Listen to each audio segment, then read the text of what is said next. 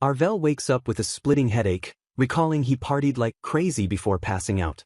He slowly realizes he is back in his own place. Confronted by unseen captors, he arrogantly asks what sin he is being accused of. He mocks them, wondering if they are stupid. The voices remind him his father lost the throne and fell from grace. Undeterred, Arvel boasts that a renowned mage of imperial blood cannot be killed by powerless nobodies, as the strongest always laughs last. Suddenly, a woman in a dark dress appears, her hand dripping with dark energy as Arvel realizes with shock that she is using magic.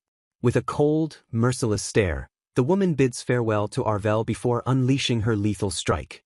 Jolting awake with a terrified scream, Arvel clutches his chest in panic. A voice commands him to rise as a bewildered Arvel realizes he is still alive. A sharply dressed young man stands nearby, asking Arvel why he is screaming like that. Staring in disbelief at the brother he thought was dead, Arvel stammers in shock as Sho asks him to stop behaving so strangely. Sitting at a grand dining table, Sho formally announces his engagement to Serafina to their gathered relatives. Trembling and bewildered, Arvel frantically wonders if this is a dream or the afterlife as he tries to grasp the impossible situation. He turns his head, his eye twitching as he gazes toward the person sitting next to him. He realizes the little girl beside him is none other than Serafina St. Shadowstone, the woman who had just killed him. Noting his own scrawny arm and putting the pieces together, Arvel deduces he has regressed to his 13-year-old self. Gripped by utter disbelief, he struggles to accept that he has actually traveled back in time. Staring at the innocent child, he finds it hard to believe she will grow up to be the unparalleled villainess who executes her enemies and murders him.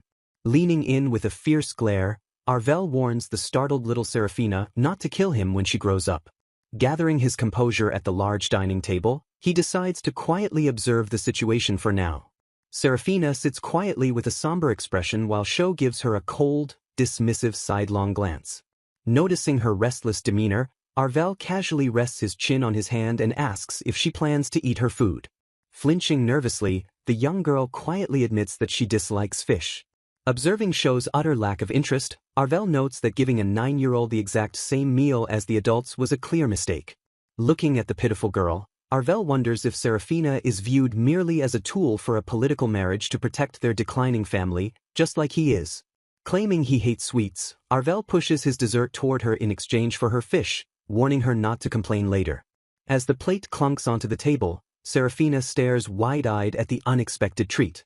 With a bright, innocent blush, she softly thanks her new big brother. Caught completely off guard by her sweet gratitude, Arvel stares back in stunned silence. He recalls her old nickname as a magicless, worthless, and talentless girl, but suddenly finds her current self surprisingly cute. In this country, the rare awakening of a mage guarantees lifelong national protection, and the St. Shadowstone family has historically been blessed with such magic. Arvel watches Serafina happily munch on her dessert, a stark contrast to the monster she would become. He remembers that their only real interaction in the past timeline was a brief, hatred-fueled engagement after his older brother's death. Realizing that Serafina eventually gains the magic she used to kill him, he hypothesizes that his brother's death is what drove her insane. Even if it was just a political arrangement, the grief of losing her fiancé on the battlefield might have been the catalyst for her madness. Having connected the dots, Arvel concludes that all he has to do to survive is find a reason to prevent his brother from going to war. Grinning with newfound confidence, he confidently declares that fixing this timeline will be easy after all. The next morning dawns brightly over the grand estate. Finding Serafina alone at the breakfast table, Arvel casually asks where her personal servants are hiding. Shocked when she reveals she does everything herself, he points out that a prestigious family should provide a child with a mountain of caretakers. Serafina looks away sadly, explaining that someone told her she has no right to servants because she cannot use magic. She quietly takes a bite of her bread, leaving Arvel to process the cruel reality of her upbringing. Realizing Serafina was bullied at home and cast out to a declining house, Arvel notes she is just one poor little girl. He contrasts her current shabby state with the flamboyant, heavily made-up woman who came to kill him in the future as she nervously eats her veggies. Snapping his fingers, Arvel sighs in disbelief that this timid child is the same woman who was once brimming with so much confidence. Magic abruptly sparkles around Serafina, instantly transforming her shabby clothes into a beautiful, frilly dress. Arvel casually sips his tea and states he just hates eating with shabby people, leaving Serafina and the maids staring in absolute shock. Clutching her teacup, a deeply blushing Serafina softly thanks him for the beautiful new clothes while he looks away. He orders her to take a bath and promises to assign a maid, prompting a fiercely blushing Serafina to demand if he plans to peek at her. Arvel discreetly overhears a maid's report and learns that the young girl actually has bruises scattered across her body. The maid doubts Serafina's claim about falling, but Arvel dismissively replies that any regular kid has a little bruise or two on them. Walking down the hallway, Arvel reflects that he wouldn't be surprised if the future villainess had a rambunctious side before suddenly spotting her. Serafina stands quietly by the window, gazing out longingly at the lush, blooming rose garden. Arvel approaches gently, promising he won't hurt her before tapping the glass to ask if she likes flowers. Sighing softly, he realizes his first priority is to learn about Serafina and decides he should try to indulge her a bit. He confidently invites her to head outside and check the flowers out together. Arvel extends his hand warmly toward the hesitant young girl. To his surprise, Serafina immediately grabs his hand tightly and excitedly pulls him forward. Stumbling slightly behind the joyful girl, Arvel looks at her beaming face and admits he just doesn't get her at all. Seeing her radiant smile, he warmly concedes that if the garden makes her happy, then why not let her enjoy it?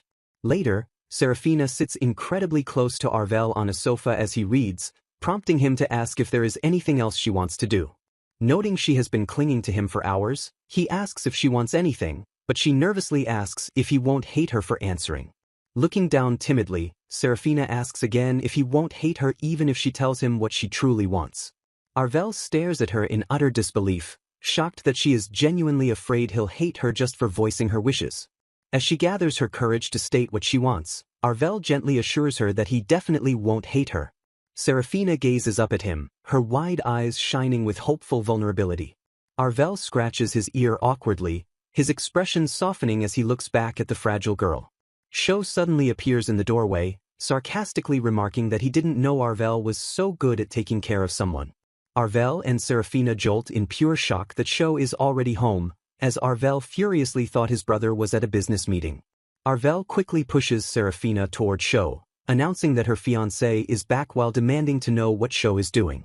Sho steps forward imposingly as Arvel sighs and scolds him for treating a lady so roughly. Serafina watches quietly and states she sometimes doesn't understand him, to which Arvel retorts he doesn't understand himself any better either. Walking away, Arvel suspects he and Sho are interacting more often lately because Serafina is here. Arvel reflects that Serafina has become so surprisingly attached to him that he gave up keeping his distance, though she still hasn't shown any signs of magic. Looking at the radiantly smiling girl, Arvel admits that although he dressed her out of necessity, she now looks beautiful enough to make other girls jealous. He proudly compliments her appearance, rationalizing that it's only natural to become attached to something you've had a hand in. Arvel asks if she is ready for another day in the garden, and Serafina eagerly agrees. Shocked that the busy family head would ask for a favor, Arvel agrees when Sho requests him to escort Serafina home on his behalf.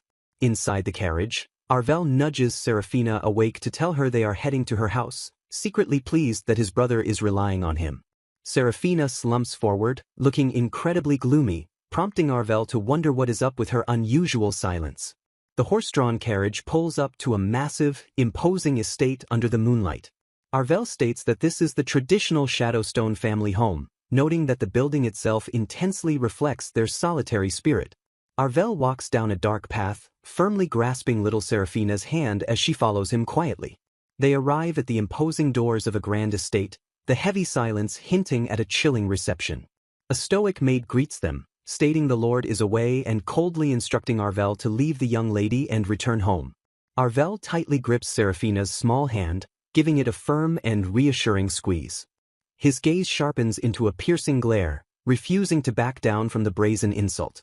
He recalls how the adult Serafina used her captivating beauty to manipulate his dim-witted uncle, rise as the Emperor's mistress, and wage bloody wars. Though uncertain of the exact cause of her future malevolence, Arvel realizes the alienation and solitude bred in this very house definitely played a part. The maid sneers that the 9-year-old daughter is finally back but dismisses her, prompting Arvel to note that even his own chaotic family has more common sense than this household. Looking back at Serafina's desolate expression, Arvel remembers her heartbreaking confession that she had no right to servants because she couldn't use magic. Flashbacks of her eating a plain roll of bread alone flash through his mind as the horrific reality of her abuse sets in. A mocking voice suddenly echoes from the doorway, sneering that the worthless failure has finally returned. A pompous boy named Jade Shadowstone stands atop the stairs, glaring down and reminding Seraphina that he told her to never come back. Jade insults Arvel as a Northern Wall upstart and mocks him for taking care of a good-for-nothing, filling Arvel with disgust at the boy's sheer arrogance. Rushing forward with a menacing grin, Jade grabs a terrified Seraphina and demands she stop acting like an idiot so he can violently spoil her again. Arvel vividly remembers the adult Seraphina asking if he would hate her, a haunting echo of the broken girl standing before him now. In his memories, the grown Seraphina gently confessed that all she truly wanted was to be friends with him. Arvel's eyes widen with a fierce realization as he questions if he can really just stand by and let this horrific abuse continue. Without hesitation, he clenches his fist, crackling with raw magical energy as he prepares to strike back. Jade arrogantly boasts that magic won't save Arvel against the superior Shadowstone bloodline. Arvel berates himself for forgetting that Seraphina is destined to marry the lord of his house, meaning Jade's blatant abuse is a direct insult to his own family. A sinister grin stretches across Arvel's face as his dark magic violently flares to life, perfectly mirroring the terrifying power Seraphina once used against him. Staring intensely at his crackling aura, Arvel remarks how eerily alike their magical signatures really are. Ignoring Jade's pathetic curses, Arvel coldly declares that the arrogant boy is the real fool here. He vows to shatter both Seraphina's destiny as a villainess and the stupid future where she ultimately kills him. Unleashing his power, Arvel firmly promises to show them all how he will forcefully turn their tragic fates around. Leaving Jade blasted and groveling on the floor, Arvel casually mentions his first spell was just a feint and admits he might have overdone it. He realizes he has significantly more mana than he did in his original childhood, a terrifying surge he first noticed when using magic on Seraphina earlier. Scooping the crying Seraphina into his arms, Arvel mocks the coughing Jade and declares he is taking her back with him. He fiercely reminds the battered boy that Seraphina is his brother's fiancée, making her a member of House Phoenix and placing her firmly under his protection. A horse-drawn carriage carries them swiftly away from the oppressive Shadowstone estate, rolling back toward the safety of the Phoenix household. Sitting in the carriage, Arvel recalls that in the previous timeline, his brother sent Seraphina away, keeping their relationship purely superficial until his death. Glancing at the quiet girl beside him, Arvel resolves that this time, he is bringing her home to live with them instead. Wondering if he has already changed the future, he calculates that raising Seraphina right will save the world from her future tyranny. Back at the estate, Sho calmly accepts Arvel's decision to bring her home, leaving Arvel stunned that his strict brother isn't furious. Arvel tries to guess why Sho agreed so easily, wondering if it was due to the maid reporting her bruises or just basic trust in his judgment. He turns to Seraphina and apologizes for dragging her into the mess, but she blushes and confesses she is happy he beat Jade up.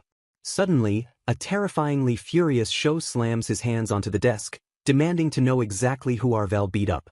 A few hours later, a terrified Arvel endures Sho's intense scolding about avoiding a massive political scandal, completely intimidated by his brother's terrifying aura.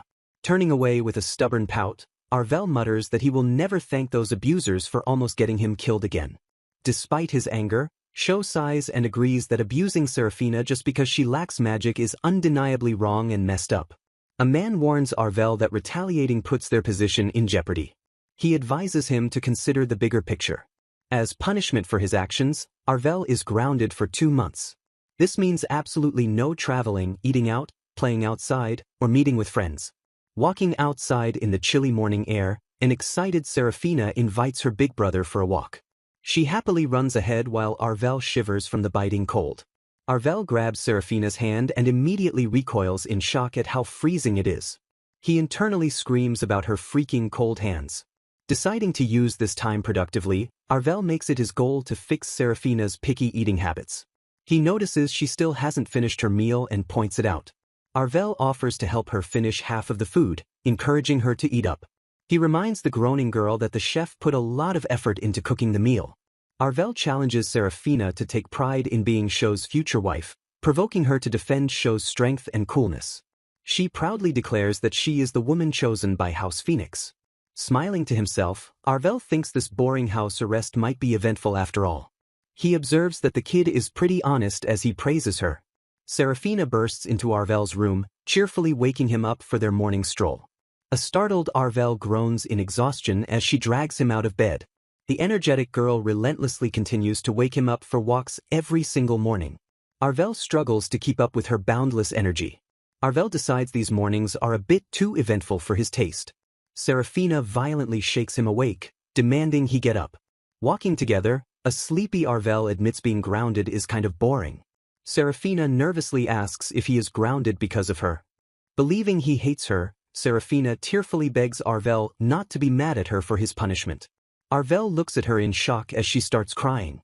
Flustered, Arvel quickly reassures her that he doesn't hate her and was just kidding. He explains that it's actually all her brother's fault that he lost his temper. Sho suddenly appears and demands to know what Arvel did to make Serafina cry. Both Arvel and Serafina jolt in surprise at his unexpected arrival. Serafina instantly drops her tears and happily invites Sho to walk with them. Arvel watches in pure disbelief, realizing she was just pretending to cry.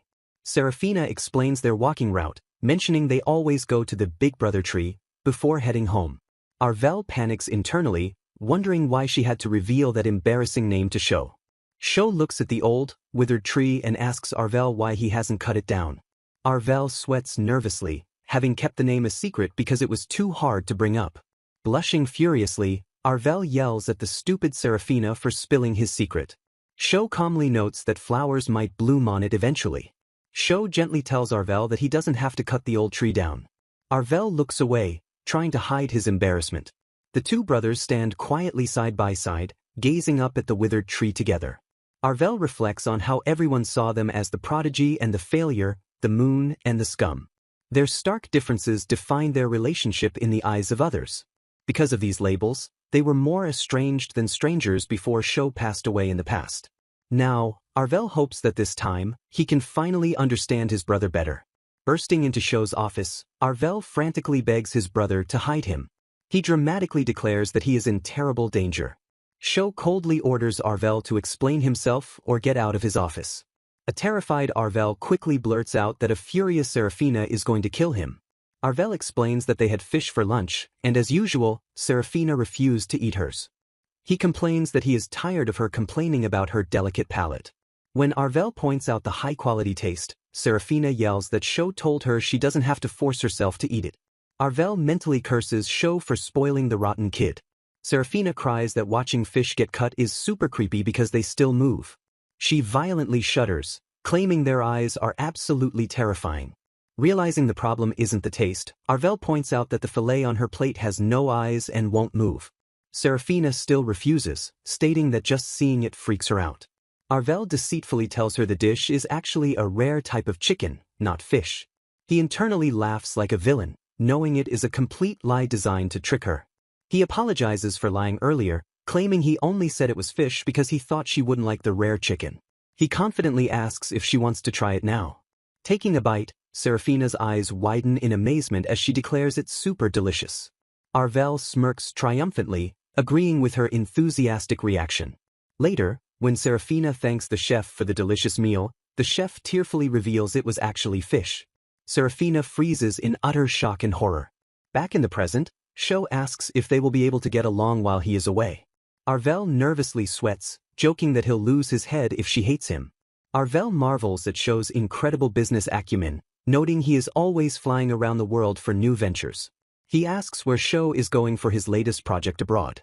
Outside the door, a furious Serafina screams that she will never forgive Arvel for tricking her. Sho calmly asks Arvel for his take on the situation while Arvel panics.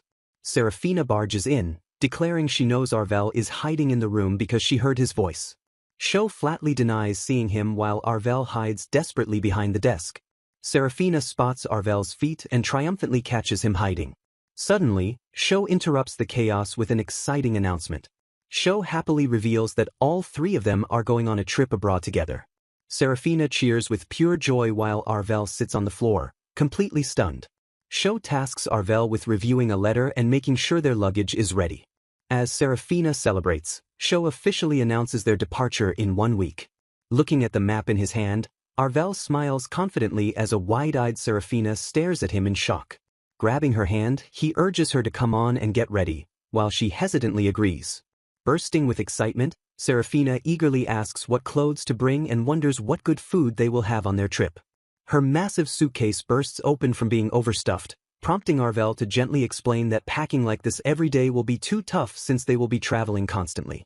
He warmly rubs her head as she cries, promising to pay for all their future trips with his own resources and swearing he would never trick her. Desperate to stop a disaster, Arvel warns Sho that the entrepreneur he is dealing with is actually a notorious swindler who will eventually be executed.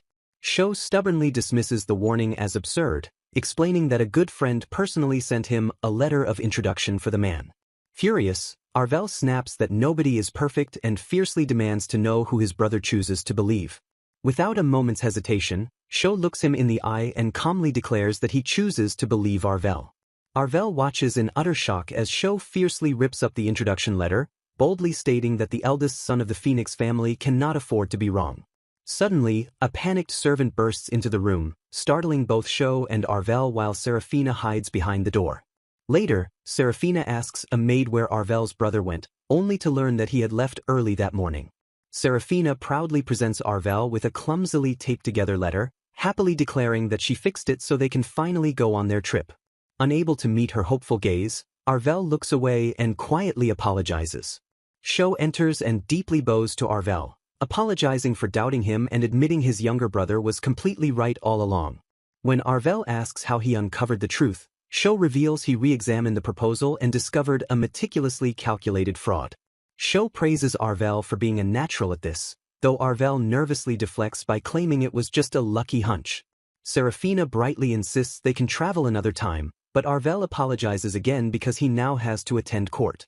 Sho looks genuinely surprised, noting that he never expected Arvel to actually talk openly about his responsibilities. Offering a supportive smile, Sho promises to help Arvel with his work from now on so they can all have lunch together. Sho proudly points out that he finished his fish meal and has changed for the better since Serafina moved in. He affectionately pats the beaming little girl on the head as she smiles warmly. Watching the sweet scene unfold, Arvel grumbles under his breath that his brother has clearly gone soft too. As they sit together at the grand dining table, Arvel's stomach betrays him with a loud growl. Now in the dead of winter, a freezing Arvel digs through his closet to find some gloves for Serafina before their morning stroll. He finally manages to pull out a pair of old, heavily worn-out mittens. Before he can offer them, Serafina happily rushes up to him wearing a brand new pair of gloves. She excitedly explains that Sho gifted her the gloves and a matching scarf that very morning, prompting Arvel to swiftly hide his ratty mittens behind his back. Noticing his suspicious behavior, Serafina playfully demands to see what he is hiding and realizes they are gloves. After a brief struggle, a humiliated Arvel admits he wanted to give them to her for the cold but feels stupid now that she has new ones. To his shock, Serafina stubbornly shoves his worn gloves right over her new ones, completely ignoring his protests to just wear Sho's gift. She fiercely declares that the gloves are hers now since he offered them, even as Arvel argues he hadn't officially given them yet. Tears of pure joy well up in her eyes as she asks if she can keep them, leaving a defeated Arvel to mentally curse the future villainess. Watching her happily catch snowflakes, Arvel feels a sense of relief that her growth as a normal person is going smoothly. She cheerfully notes that they can now walk every day even in the snow, though Arvel immediately gives a hard pass. When he asks why she doesn't just play with Sho since he bought her the nice gear, she violently refuses. Confused and annoyed, Arvel demands to know why she forces him to tag along every single morning if she has better options. Blushing deeply, Serafina shyly confesses that she just wants to spend time with him.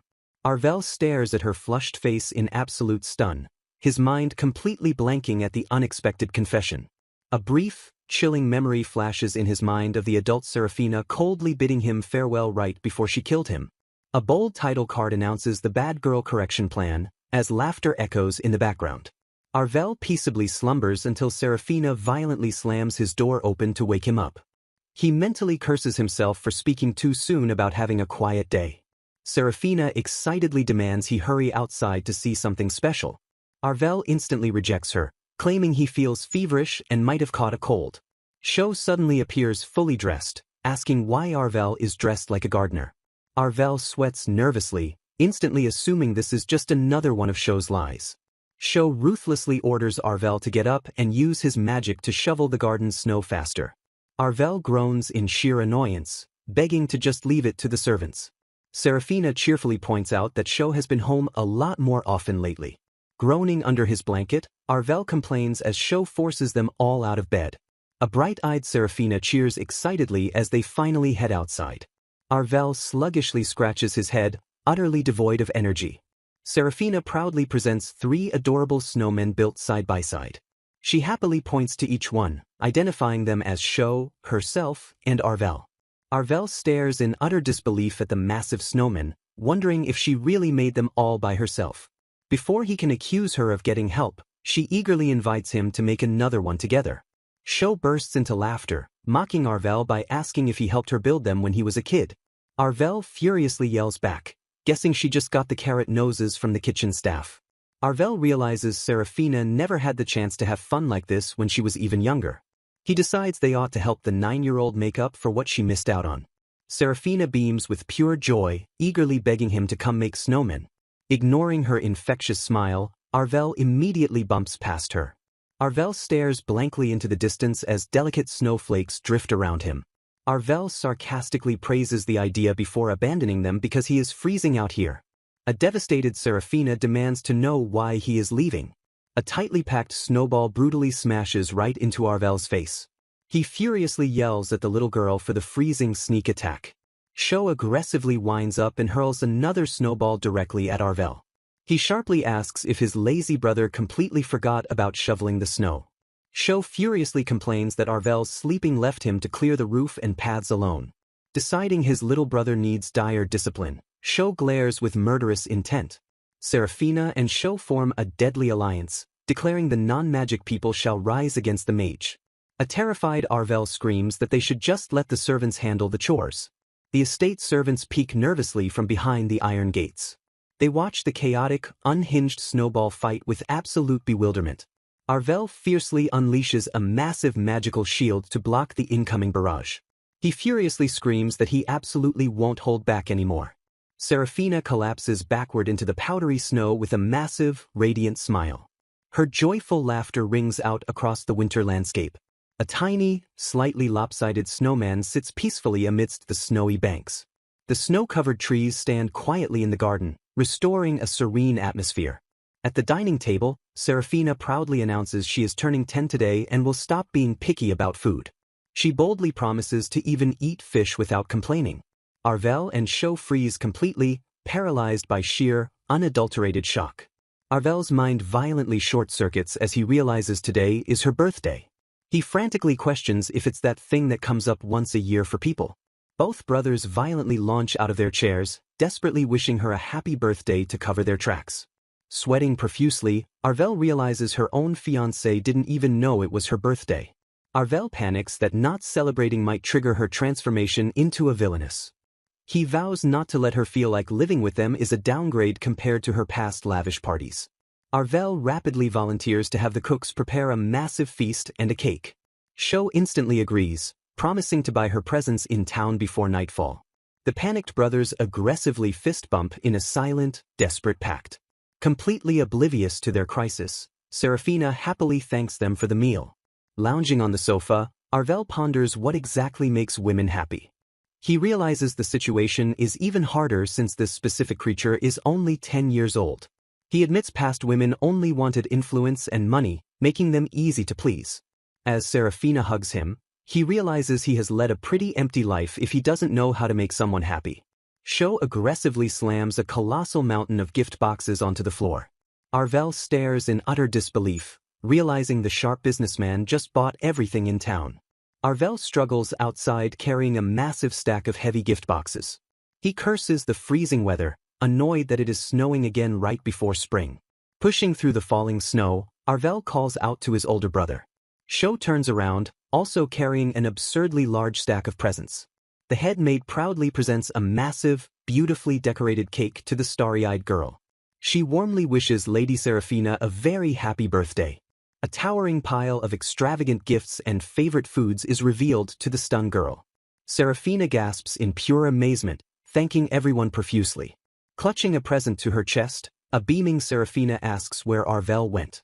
Sho simply smirks, keeping his little brother's secret effort hidden. Serafina stands by the window, wiping joyful tears from her face as the snow falls outside. Overwhelmed with pure emotion, she admits this is the first time she's ever had her birthday celebrated. She tearfully wishes she could share this beautiful moment with her father and brothers. Surrounded by family and servants, Serafina emotionally thanks everyone for going out of their way to celebrate her birthday. Beaming with pure, radiant joy, the young girl declares that she is finally glad to have been born. She softly confesses that it feels strange to be so much happier here than she ever was with her actual family. Startled by the heartbreaking admission, Arvel flinches and asks what she is talking about. He leans in with fierce sincerity, firmly declaring that they are her real family now. Flustered by his own sudden emotional outburst, Arvel awkwardly clears his throat and looks away. Blushing slightly, he simply wishes her a happy birthday to break the tension. Another morning arrives, and Serafina points out how unusual it is for Arvel to actually attend the Magic Academy. Arvel smugly explains that top students don't need to attend every day, ignoring Serafina's pouty, unimpressed stare. She stubbornly complains that he should just skip today as well, clearly wanting to keep him home. Years pass peacefully as Serafina turns 12 and Arvel turns 16, their bond deepening over countless shared memories. Due to an absolute government mandate, Arvel is finally forced to officially enroll in the Magic Academy despite ignoring their past summons. Clenching his fist, he admits to himself that he is actually far more terrified of Sho's wrath than the government's threats. Flashing a confident smile, he tells Serafina to be a good girl while he heads off to handle his business. Arvel silently vows that his true priority is keeping a close eye on her to ensure she never awakens as a villainess. Striding onto the academy grounds, an arrogant Arvel considers a second round of schooling to be an absolute piece of cake. His confident stroll is interrupted when other students excitedly murmur about the arrival of Lady Lily Kinglord. Renowned for her perfect features, golden hair, and noble bloodline, the stunning Lily commands the attention of everyone around her. Stepping closer with a graceful smile, the beautiful noblewoman offers Arvel a warm and friendly morning greeting. Arvel casually greets her back, trying to play it cool while fully aware of her overwhelming presence. He smirks internally, admitting that having a perfect girl show interest in him feels incredibly satisfying.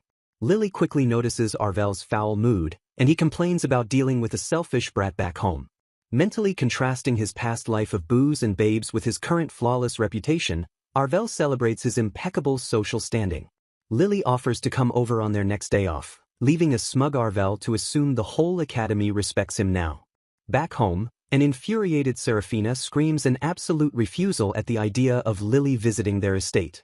She fiercely declares she doesn't need friends because she already has him, jealously shutting down Arvel's attempts to praise Lily. Tugging at her hair in frustration, she calls him a dummy while Arvel argues that she will have to leave the house eventually. On the day of the visit, a beautifully dressed Lily formally thanks Arvel for the invitation as he resolves to help Serafina socialize. Arvel awkwardly apologizes to his guest, explaining that the stubborn Serafina seems to have vanished to avoid them. Hoping to salvage the situation, he nervously asks Lily to wait inside his room for the time being. Blushing deeply, Lily playfully asks if this is just a smooth excuse to get her alone in his bedroom. Arvel stares at her flushed face, utterly convinced that God is finally rewarding his well-behaved lifestyle. As the tension thickens, he frantically wonders what he should do if she actually wants to take things further. Suddenly, the door flies open as a furious Serafina bursts into the room demanding to know where Arvel is hiding. Right as the door swings wide, Arvel and Lily lean in and lock lips in a passionate kiss. Utterly paralyzed by the shocking sight, Serafina stares wide-eyed in horrified, breathless silence.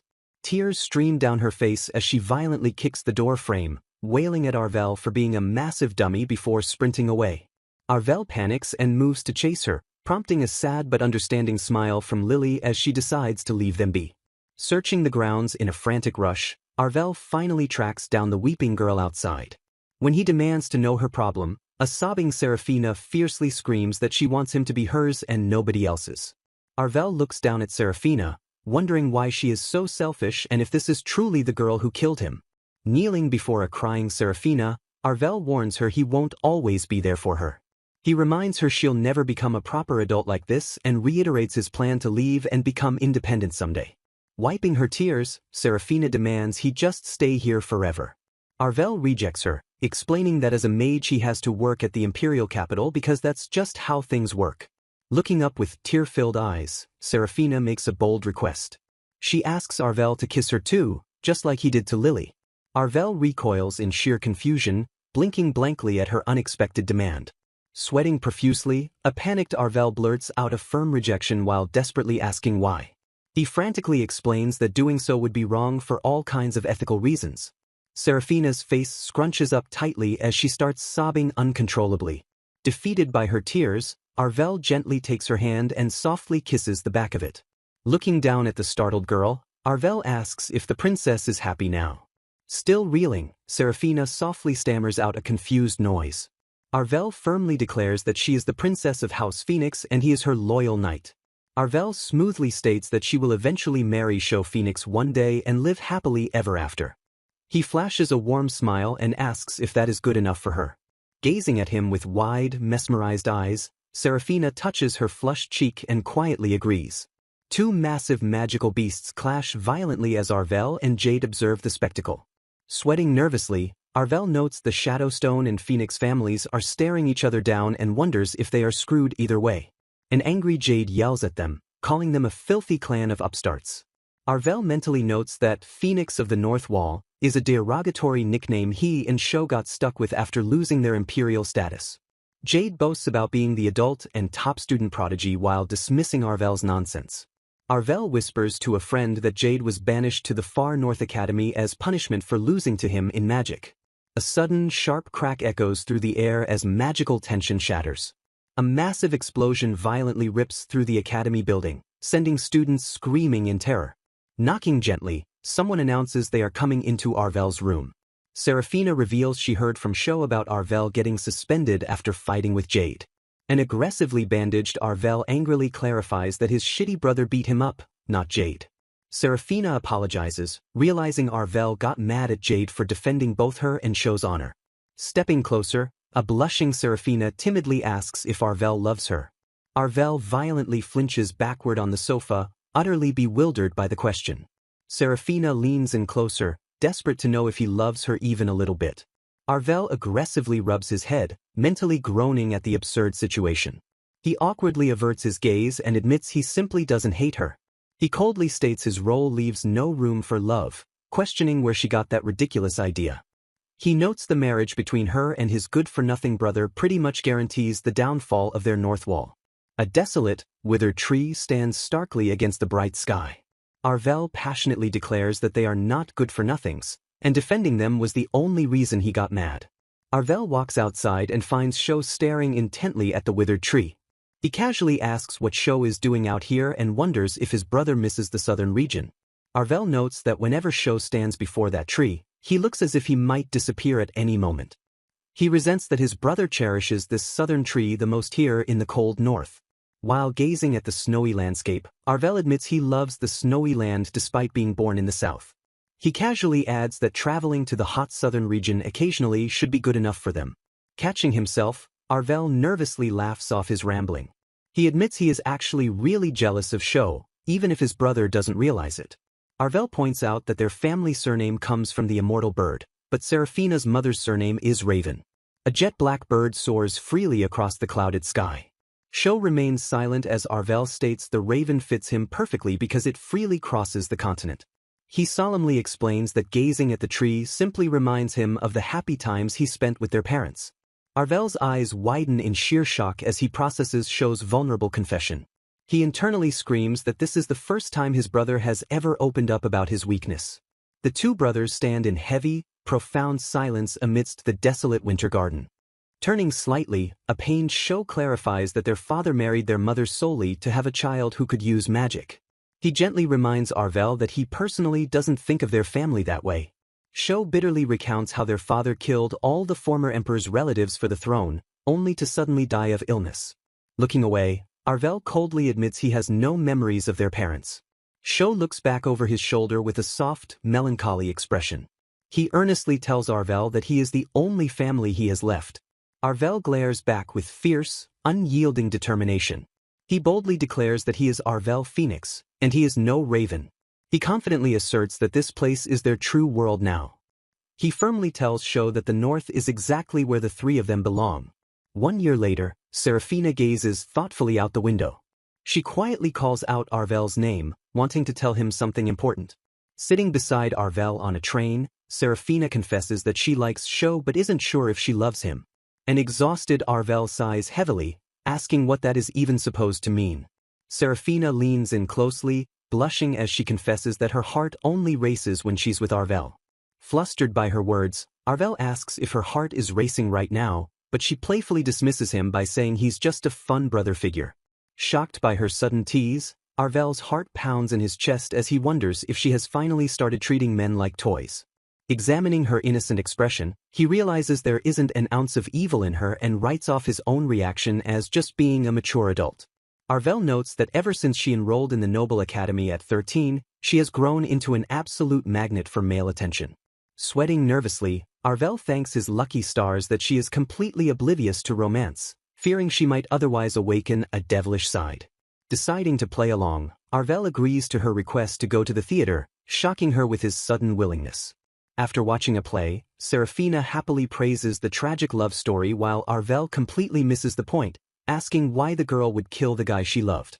Leaning in dangerously close, Serafina intensely explains that the girl killed him precisely because she loved him. Clasping her hands with a bright, innocent smile, she declares that killing him meant he would be hers forever, leaving Arvel thoroughly creeped out. A terrified Arvel aggressively rejects her invitation to watch another play, choosing instead to bring Sho along next time as Serafina throws a massive tantrum. Observers warmly note that the two of them look exactly like a real couple now.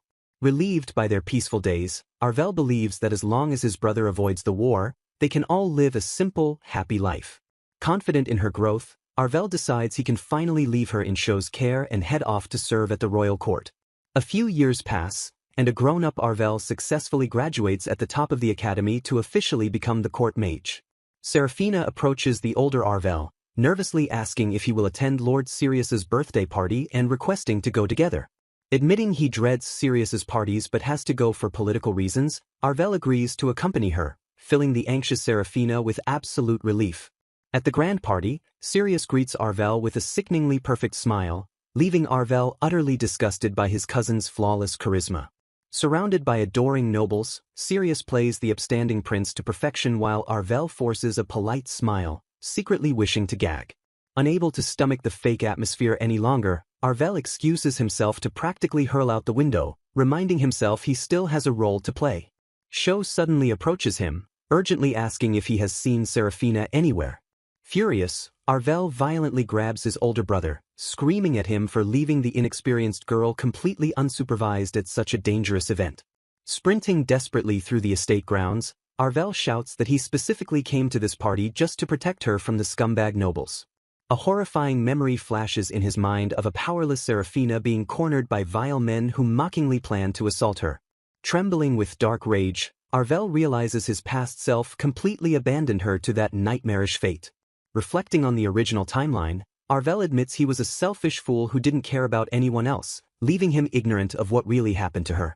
Remembering her as nothing but a hollow shell of a villainess, Arvel realizes that the innocent girl she is now and the monster she became are the exact same person. He pieces together the horrific truth, realizing she was isolated, scorned for lacking magic, and brutally assaulted while entirely alone. Her descent into madness was fueled by being handed off to a gambling scumbag who died in battle, only to be tossed to another worthless fiancé. Staring at his own blood-stained hand in his memories, Arvel finally accepts that the ultimate piece of shit who ruined her life and drove her insane was none other than himself. Arvel reflects that everything in this world is completely different now. He observes that his brother truly cares about Serafina, even if their engagement initially started as a bid for power. A grand, quiet estate stands peacefully under the moonlight. Inside, a voice suddenly calls out Arvel's name from across the room. Serafina cheerfully asks Arvel if he can fix her favorite shoe before she goes to the theater with Sho. A grumpy Arvel reminds her he is still grounded, declining her invitation to join them. Standing in her elegant dress, Serafina awkwardly accepts his refusal. She looks away, visibly disappointed by his rejection.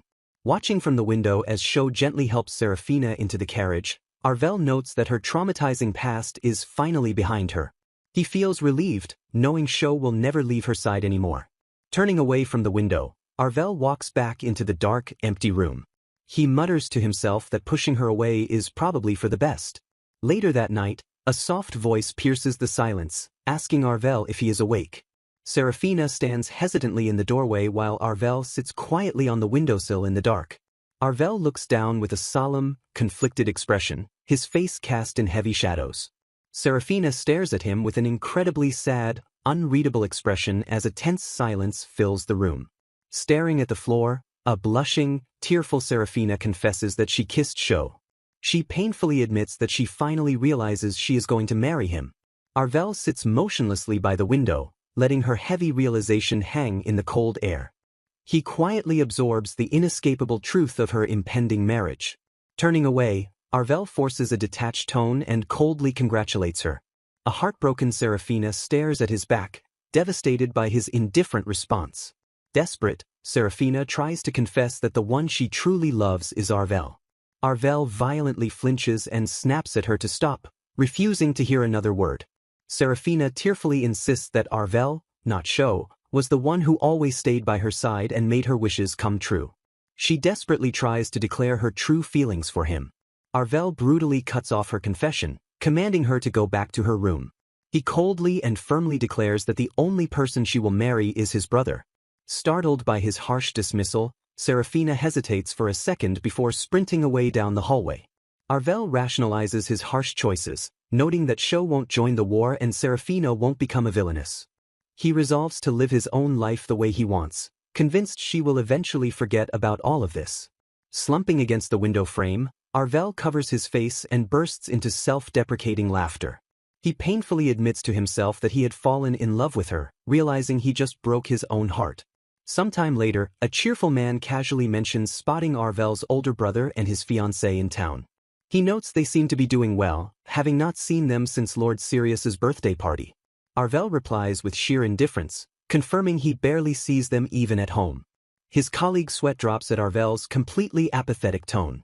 Sighing softly, Arvel explains that he has been stuck at work for the past few days. He chuckles, telling his colleague that he currently hangs out and drinks with him more often than his own family. Arvel introduces his colleague, Valerie Lionel, a prodigy who became a court mage years before him. Arvel notes that Valerie was his friend in the previous timeline and remains the same nice guy even now. Valerie complains about the grueling night shifts spent making a devastating new magic-powered weapon operational. Arvel sighs in agreement, desperate to finish the job so he can finally sleep in his own bed. Valerie questions why Arvel, the Emperor's relative, supports building tools for killing people. A frustrated Arvel retorts that he joined the court to end conflicts, viewing the weapon merely as a deterrent to protect people. Looking exhausted, Arvel admits that the neighboring countries probably won't stay quiet for long. Sitting in the dimly lit workshop, Valerie warns that dragging out the war will only breed domestic dissatisfaction. He grimly predicts that attacks from both within and without will eventually cause the country to fall. Smiling darkly, Valerie jokes that if the country falls, the Emperor and his family might end up wiped out like their predecessors. Arvel glares fiercely, totally creeped out by his colleague's unhinged statement about his family. Valerie quickly laughs it off, claiming he was just joking around. A thoroughly exhausted Arvel finally returns home, complaining about how sleepy he is. Waiting in the dark, a voice suddenly invites him for a drink, noting he has been quite busy. Sho formally announces his decision to join the war to establish their family standing and swear loyalty to the Emperor. A panicked Arvel offers to go in his place and frantically asks what will happen to Serafina if Sho dies, but his brother calmly tells him to take care of her. Arvel yells that he absolutely refuses to let his brother die before quickly attempting to backtrack his emotional outburst. Arvel fiercely argues that he should be the one to go, pointing out that an easily replaceable mage is far better suited for war than the head of the family. Sho looks at him with solemn resolve, asking his younger brother to promise him one important thing. With absolute sincerity, Sho asks Arvel to make Serafina happy as a woman, not as a political pawn, because he views her as a little sister. A year and a half later on the eastern continent, Commander Arvel curses the fierce enemy resistance and considers heading to the front lines himself. Suddenly, Jade appears with a smug grin, mocking Arvel as a northern bumpkin who fights with zero flair. Arvel smirks as Jade reveals he brought their latest magic weapon, grudgingly admitting he owes the arrogant noble a favor. Jade impatiently orders them to move out, prompting an annoyed Arvel to loudly remind him who the actual commander is. Nearly 2 years into the brutal campaign, Arvel sits near smoking ruins and sarcastically thanks Jade for the horrific scenery. Jade openly mocks Arvel's twisted tastes, while Arvel laughs and admits his family might not be so normal after all. The two commanders share a tense, somber silence as the heavy toll of the war weighs on them both. Lowering his head in exhaustion, Arvel mutters that he thought they had actually gotten a little closer. Jade suddenly draws a gun and aims it squarely at Arvel, chillingly declaring he has fantasized about blowing his head off in the chaos of war. He coldly admits it would have been much easier to kill Sho instead, noting that assassinating a powerful mage like Arvel is a different matter entirely. Lowering the weapon, Jade issues a menacing warning that the Shadowstone family's dedication to their clan's prosperity goes far deeper than Arvel can imagine. Arvel receives a devastating letter stating Sho was instantly killed by a burglar, prompting him to rush home and collapse in tears at his brother's grave. A grieving Seraphina cries silently, realizing that even though Sho avoided the war, a cruel fate still claimed his life. Seeing Arvel prepare to leave again, a desperate Seraphina begs him to stay and not return to the battlefield. Tears streaming down her face, she confesses her deep love for him, declaring he taught her happiness and that she will only know misfortune without him. Arvel silently recalls the peaceful days he spent with Sho and a young Seraphina, letting the crushing burden of his choices sink in. He remembers standing beside his older brother, both of them watching over the innocent girl they swore to protect. Gripped by agonizing guilt and the weight of his duty, Arvel clenches his fist and admits he cannot stay by her side. With a pained, shadowed expression, he firmly tells her he just can't be with her. Arvel walks away into the distance, turning that heartbreaking moment into their absolute and final farewell. 3 years pass with Arvel drowning his sorrows in alcohol and gambling, while Seraphina returns to her family and severs all ties with him. Now a stunning young woman, Seraphina greets Arvel in a beautiful wedding dress, and he sincerely tells her she looks gorgeous. She softly thanks him with a gentle, appreciative smile. Seraphina explains she is marrying Lord Sirius, who fell in love with her at first sight 3 years ago, and she wanted to see Arvel before the ceremony. She thanks him for staying by her side and nurturing her heart, admitting she might have grown into an awful person without his guidance. Looking at the beautiful bride, Arvel recalls a strange dream where they were just like a natural family. In the dark recesses of her villainous past, the original Seraphina recalls being a hollow shell who completely died on the inside after a brutal assault. She reveals that marrying her dead fiancé's younger brother was a desperate attempt to be saved, as he was actually her first true love. The villainous Seraphina realizes he never truly loved her, sealing her doomed fate of never finding any happiness. She numbly recounts how he eventually broke off their engagement, leaving her to survive like a prostitute for years. With a hollow, chilling smile, she reflects on the absolute, agonizing emptiness of her tragic life. The current Seraphina smiles brightly in her wedding dress, recalling her past self's wish to start over and finally be with her true love. Staring directly at him with piercing intensity, she reveals that the true love she sought all along was none other than Arvel. Arvel dismisses the dark memories as just a dream, assuring the smiling bride she could never turn into a villainess, while she playfully notes he merely protected her to ensure his own survival. A firm voice commands Seraphina to hold her head high and take pride, declaring she will marry the finest man in the country and must forget her old dreams. Watching from the shadows as a radiant Seraphina enters her wedding carriage amidst cheering crowds, Arvel quietly whispers for her to be happy. Tears stream down Arvel's face as he desperately repeats his wish for her happiness, gazing at her joyful wedding procession. A bartender cautiously approaches a heavily intoxicated Arvel slumped over the counter, warning him that he has had enough to drink. Arvel viciously glares through his unkempt hair, aggressively growling at the bartender to shut the fuck up. Frightened patrons whisper nervously as a nearby drunkard arrogantly boasts that Lord Sirius's wedding happened all thanks to him. The scummy punk gleefully brags about executing a royal hit job with a single knife stab, complaining that the royals are now trying to silence him. The drunkard callously reveals the identity of his assassinated target as Lord Sirius's rival in love, Sho Phoenix. A massive, violent explosion suddenly rocks the street outside, leaving a shocked Sirius and Seraphina staring in absolute horror. Crushing the assassin's head beneath his boot amidst the smoking rubble, A murderous Arvel demands to know who ordered Shou's assassination. The terrified thug violently screams out his confession, begging for his life as he reveals Prince Sirius ordered the hit. Arvel unleashes a devastating magical blast that shatters the ground, causing the royal guards to scream in sheer panic at his monstrous approach. A sweating, furious Sirius demands an explanation for the attack, to which Arvel coldly replies that the prince stole his line. Glaring with pure, unadulterated hatred, Arvel accuses Sirius of assassinating Shou, finally understanding the true motive behind the burglary. Arvel ruthlessly exposes the prince's deranged obsession, screaming that Sirius murdered his own cousin just to claim Seraphina for himself. A humiliated Sirius violently screams at him to shut up while Arvel mockingly tears apart his pristine, upstanding royal pride. Without warning, a gunshot rings out as Valerie coldly shoots Arvel in the shoulder from the sidelines. Arvel's eyes widen in absolute, paralyzing shock as the brutal betrayal completely registers in his mind.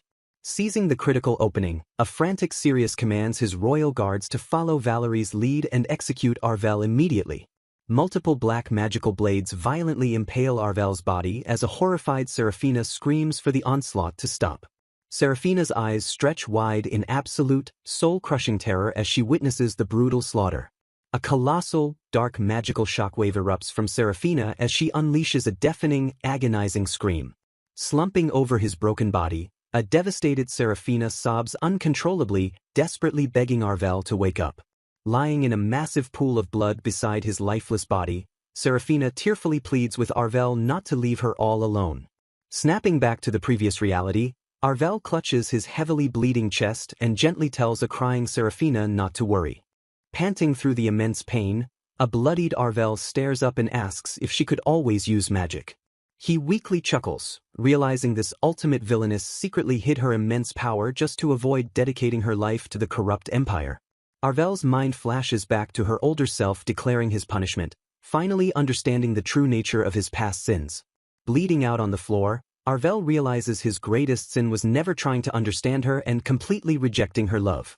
He mentally confesses that he never once saw her as just a little sister, acknowledging how profoundly his feelings have evolved.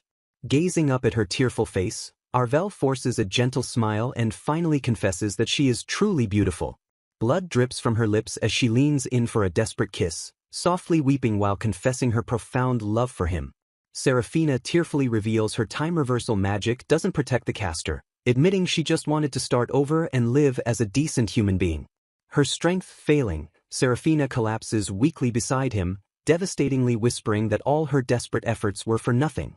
Reaching out through the growing darkness, she tightly grips his bloody hand and begs him to listen to her final words. With her dying breath, she promises they will find happiness together, casting one final spell to start their lives over once more. The chaotic vision shatters, returning to the quiet dining room where an annoyed Shou asks if Arvel is even listening to him. Gripping the table with trembling hands, a wide-eyed Arvel realizes he has been sent back through time once again. Sweating profusely, Arvel stares blankly ahead, questioning if his older brother's tragic death is truly an inescapable act of fate. A wicked, murderous smirk stretches across Arvel's face as he vows to brutally crush anyone plotting against his family.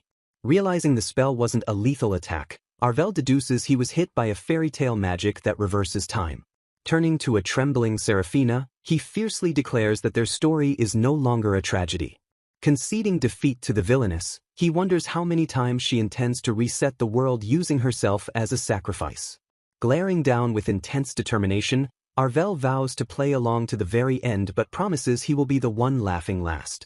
A young, innocent Seraphina gazes up at him, her wide eyes completely captivated by his sudden change in demeanor.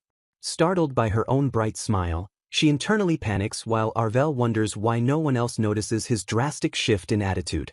Intimidatingly approaching her with dark energy flaring from his hand, Arvel ominously tells the failure he has good news. Terrified by his imposing aura, Seraphina shrinks back in the bath, fearing Arvel might be as perverted and dangerous as the rumors suggest. Looming over her with a menacing grin, Arvel coldly remarks it is a shame she didn't die instead of her mother, fueling her fear of assassination.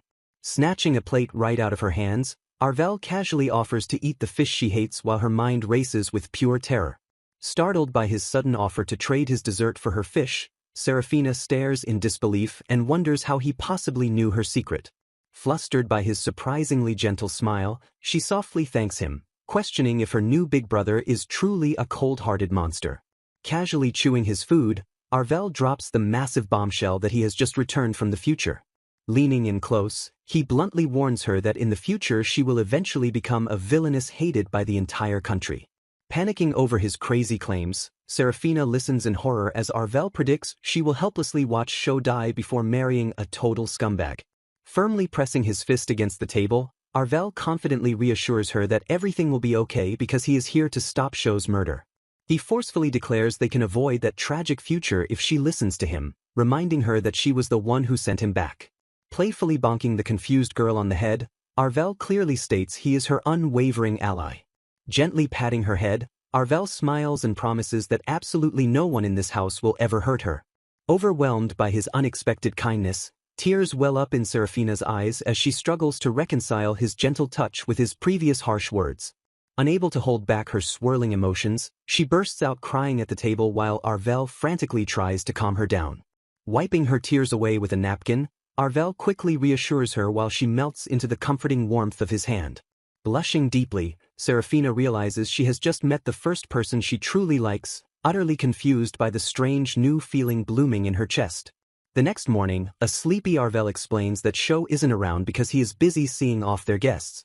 Confused when Arvel insists she dress up to impress Sho, Serafina stubbornly declares she only wants to be friends with Arvel. Beaming with radiant joy when he agrees to be her friend, she completely ignores his attempt to remind her about the time travel. Arvel tries to decipher the time magic's rules, wondering why she sent him back instead of herself and why her future love for Sho makes no sense. Putting the pieces together, he deduces the future Serafina wished to go back in despair after Sho's murder, accidentally dragging Arvel along because he was nearby. Shaking him frantically, an ecstatic Serafina gasps at the thrilling revelation that she might actually be able to use magic in the future. Filled with newfound hope, she fiercely promises to become a good person to secure the happy future Arvel described. Laughing, Arvel affectionately ruffles her hair and vows to protect her if she falls in love with Sho, leaving her to wonder what true happiness feels like. For the next few days, Arvel stays constantly by her side, guiding her around the estate and endlessly praising Sho's good character. The peaceful days shatter when an arrogant jade shadowstone blocks their path, sneering at the failures, return and ordering Arvel to leave her there. Sho steps up with intimidating calm, mockingly noting the phoenixes of the north wall even bought her new clothes before bringing her home. Hiding nervously behind Arvel, Serafina trembles in absolute fear, terrified Sho will cancel their engagement if he discovers her family hates her.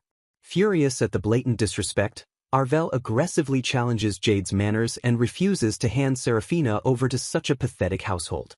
Unfazed by Arvel's aggressive stance, a smug Jade asks if House Phoenix is trying to pick a fight before Sho smoothly steps in to apologize for the outburst. Smirking wickedly, Jade announces their father is away but invites them inside to prepare a room, clearly plotting something malicious. Tucked safely in bed later that night, a blushing Serafina shyly thanks Arvel for fulfilling her selfish request to stay in her room. Tucking her in, Arvel gently tells the exhausted girl to sleep before casually asking if she senses any hidden magic in the oppressive house. Slumping exhaustedly in a grand chair, Arvel wonders what brought his brother to this house in the first place. Serafina slumbers peacefully, her mind filled with dreams of the real Arvel and his warm, gentle promises to make her happy. In a distant dreamscape, a younger Serafina cries out desperately for help beside an old stone well. Arvel violently jolts awake in a panic, frantically declaring that he has to leave immediately. A massive, volatile burst of dark magic violently erupts from Serafina's trembling form. Arvel and Sho burst into the room to find a bewildered Serafina sitting up in bed, softly questioning if it was all just a dream. Arvel casually notes her dramatic collapse in the garden before sharply asking if she can finally use magic now. A sudden, violent explosion shatters the room as an angered relative demands to know what nonsense is being spouted. Adjusting his glasses with cold disdain, the Shadowstone relative bluntly declares they must call off Serafina's engagement. Tears stream down a furious Serafina's face as she screams her hatred for this place, refusing to be taken away from the Phoenix family. Sho glares with absolute disgust, ruthlessly condemning the relatives for treating their blood like merchandise before firmly claiming her as his fiancée. A wicked, defiant grin stretches across Arvel's face as he boldly declares their decision is completely unacceptable. Clutching Sho tightly, a tearful Serafina desperately insists she wants to stay right here with him and Arvel. Arvel unleashes a crackling aura of magic, furiously branding the arrogant relatives as a bunch of absolute morons. A devastating magical shockwave violently blasts through the grand hall, forcing the panicked nobles to shield themselves from the onslaught. Standing amidst the swirling debris, Arvel mockingly asks if the morons completely forgot that he can use magic too. Jade clicks his tongue in sheer annoyance as Arvel boldly commands them to sit back and watch the Phoenix family thrive from afar. Inside the carriage, Sho aggressively rubs his temples, groaning that their relatives will never let him live down picking a fight with House Shadowstone. A blushing Serafina enthusiastically praises Arvel for looking incredibly cool, admitting she always hated her older brothers anyway. Arvel affectionately pats her head with a warm smile, noting that blood relations don't mean a thing when you have a treacherous cousin like theirs. Completely ignoring Sho's attempt to introduce Prince Sirius, Serafina curiously asks Arvel how he knew she could use magic. Arvel smoothly brushes it off as a simple hunch as they gaze out the carriage window at their beautiful northern homeland. Beaming with unadulterated joy, Serafina happily declares she feels like she has already found the happiness her past selves never did. She cheerfully recounts learning that Arvel is a boy genius who helps Sho with work, noting how quickly the peaceful days flew by. Pouting playfully under the covers, Serafina makes Arvel promise to keep their secrets, only use magic around him, and let her sleep in Sho's bed during nightmares. Arvel warmly embraces the blushing girl as she shyly admits the overwhelming surge of new happiness actually scared her a little. Serafina gasps in pure, unbridled shock as she walks into a magnificently decorated room. Sho and Arvel proudly present her with a beautifully wrapped gift, warmly welcoming her to her very own birthday party. Her large eyes sparkle with overwhelming awe as she gazes down at the stunning gemstone necklace resting in the box.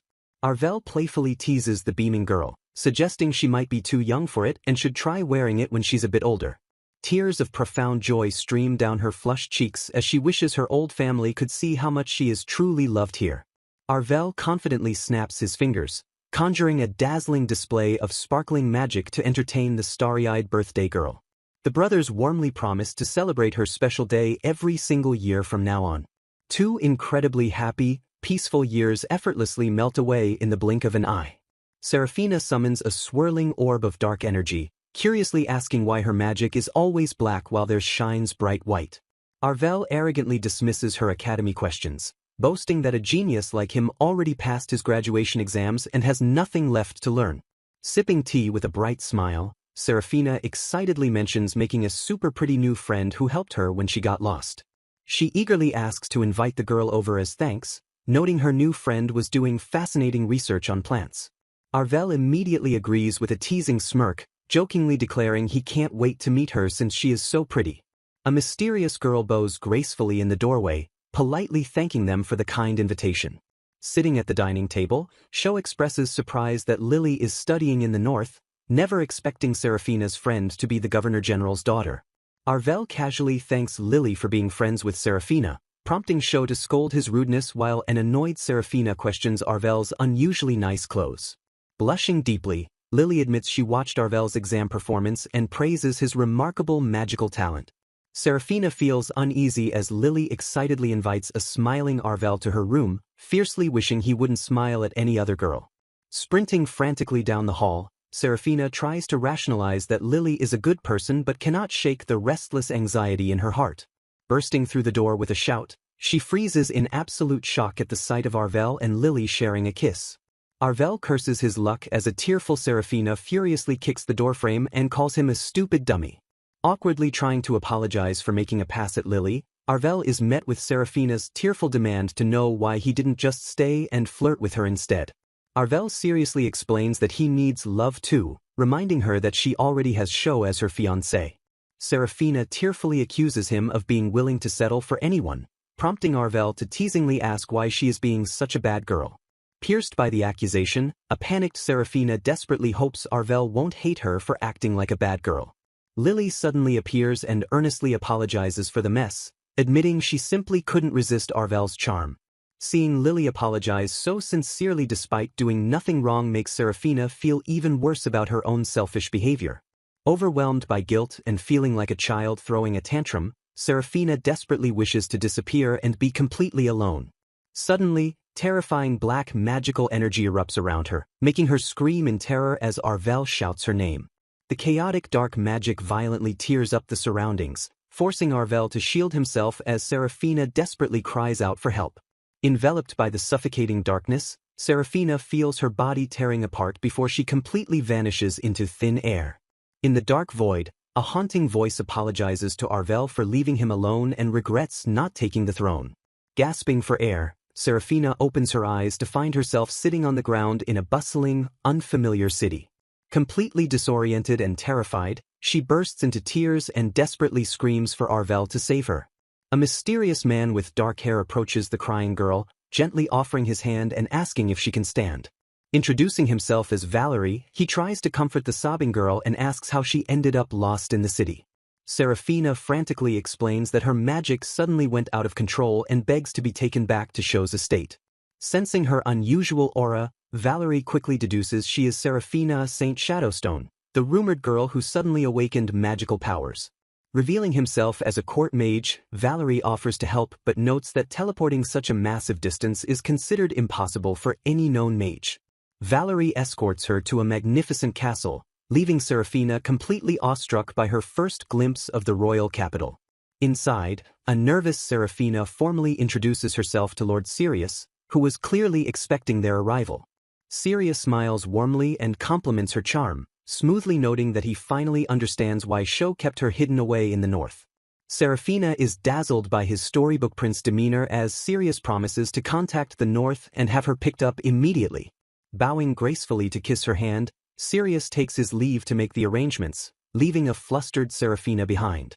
As soon as he turns away, Sirius's gentle expression darkens into a sinister smirk, ominously muttering that she is about to face some hardships. Bidding her a polite farewell, Sirius hopes they can talk more if they meet again, leaving Serafina slightly confused. The heavy door clicks shut, leaving the young girl standing alone in the grand, silent room. Sirius suddenly reappears to announce that his father has just returned, inviting the startled girl to join them for a meal. Sirius proudly introduces his father as a wonderful man, as the imposing Emperor Drogo steps into the room with an intimidating presence. Sweating nervously under the Emperor's intense gaze, Serafina struggles to find the right words to respond to the overwhelming honor. Staring intensely at her, Emperor Drogo remarks that if he had met the magically talented girl sooner, her fiancé might have been a completely different man. Sirius smoothly tells her to make herself at home and promises to send supper to her room, while a nervous Serafina admits she was too anxious to eat. Sirius offers to have a unique jeweled necklace made for her, but she politely declines, clutching her current pendant and explaining it is a special gift from Sho and Arvel. Sirius masks his disappointment with a fake, pleasant smile, casually remarking how lovely that is while his eyes remain cold.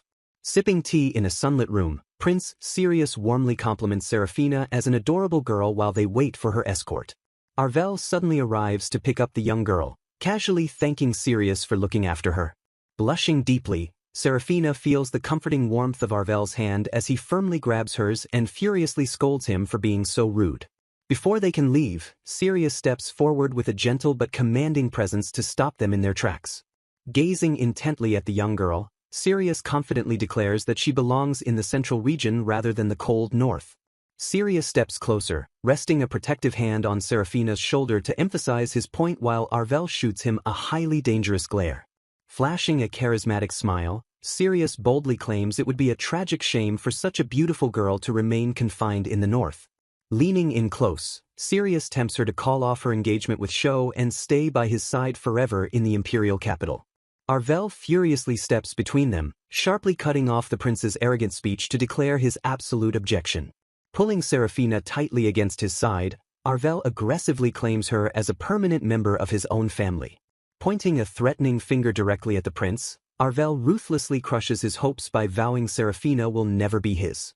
Arvel boldly mocks the royal for being a pathetic slowpoke who snoozed and lost her to the north. Walking away from the encounter, Arvel scolds a flustered Serafina while she awkwardly apologizes and asks where Sho disappeared to. Arvel angrily snaps that she has no idea how frantically they searched for her, prompting Serafina to yell back that Lord Sirius was incredibly sweet. Closing the distance instantly, Arvel aggressively leans into her face and fiercely admits he was worried sick.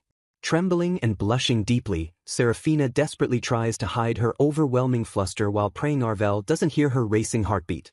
Arvel's expression darkens into a bitter scowl as he sharply questions if she actually likes the prince more than her own family now. Roughly ruffling her hair, Arvel fondly insists they will always view her as a precious sister, prompting Serafina to vehemently reject the sister's own. Riding back in the carriage, Arvel grimly notes that being related by blood doesn't automatically mean people care for each other. Arvel's face twists into a deadly glare as he bluntly states that Sirius Phoenix is destined to murder Sho.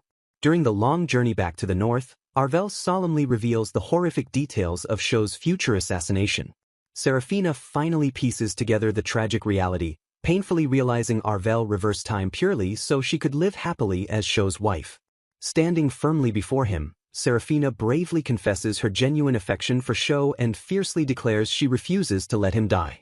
Arvel stares deeply into her eyes, urgently commanding her to use her dark magic to protect his brother.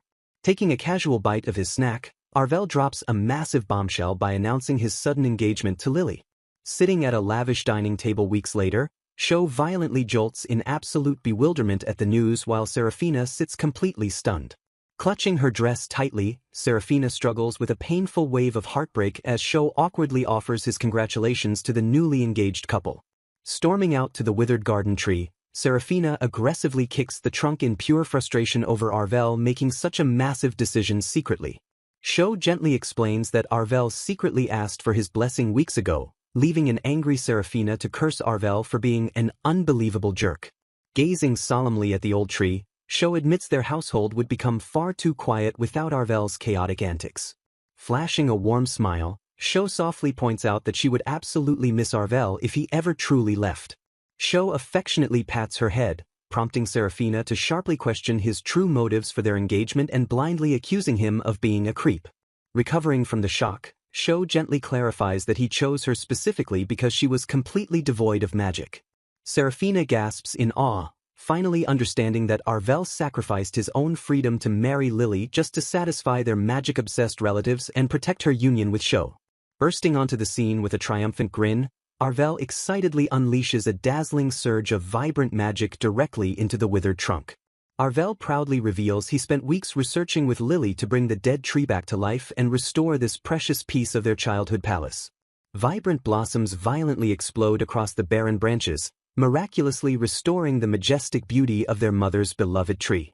Gazing at the breathtaking blooms, Serafina realizes this family constantly shows her magnificent new wonders she has never seen before. The narrative smoothly leaps forward several years as Arvel departs to serve as a prestigious court mage, leaving Serafina to find deep comfort with Sho.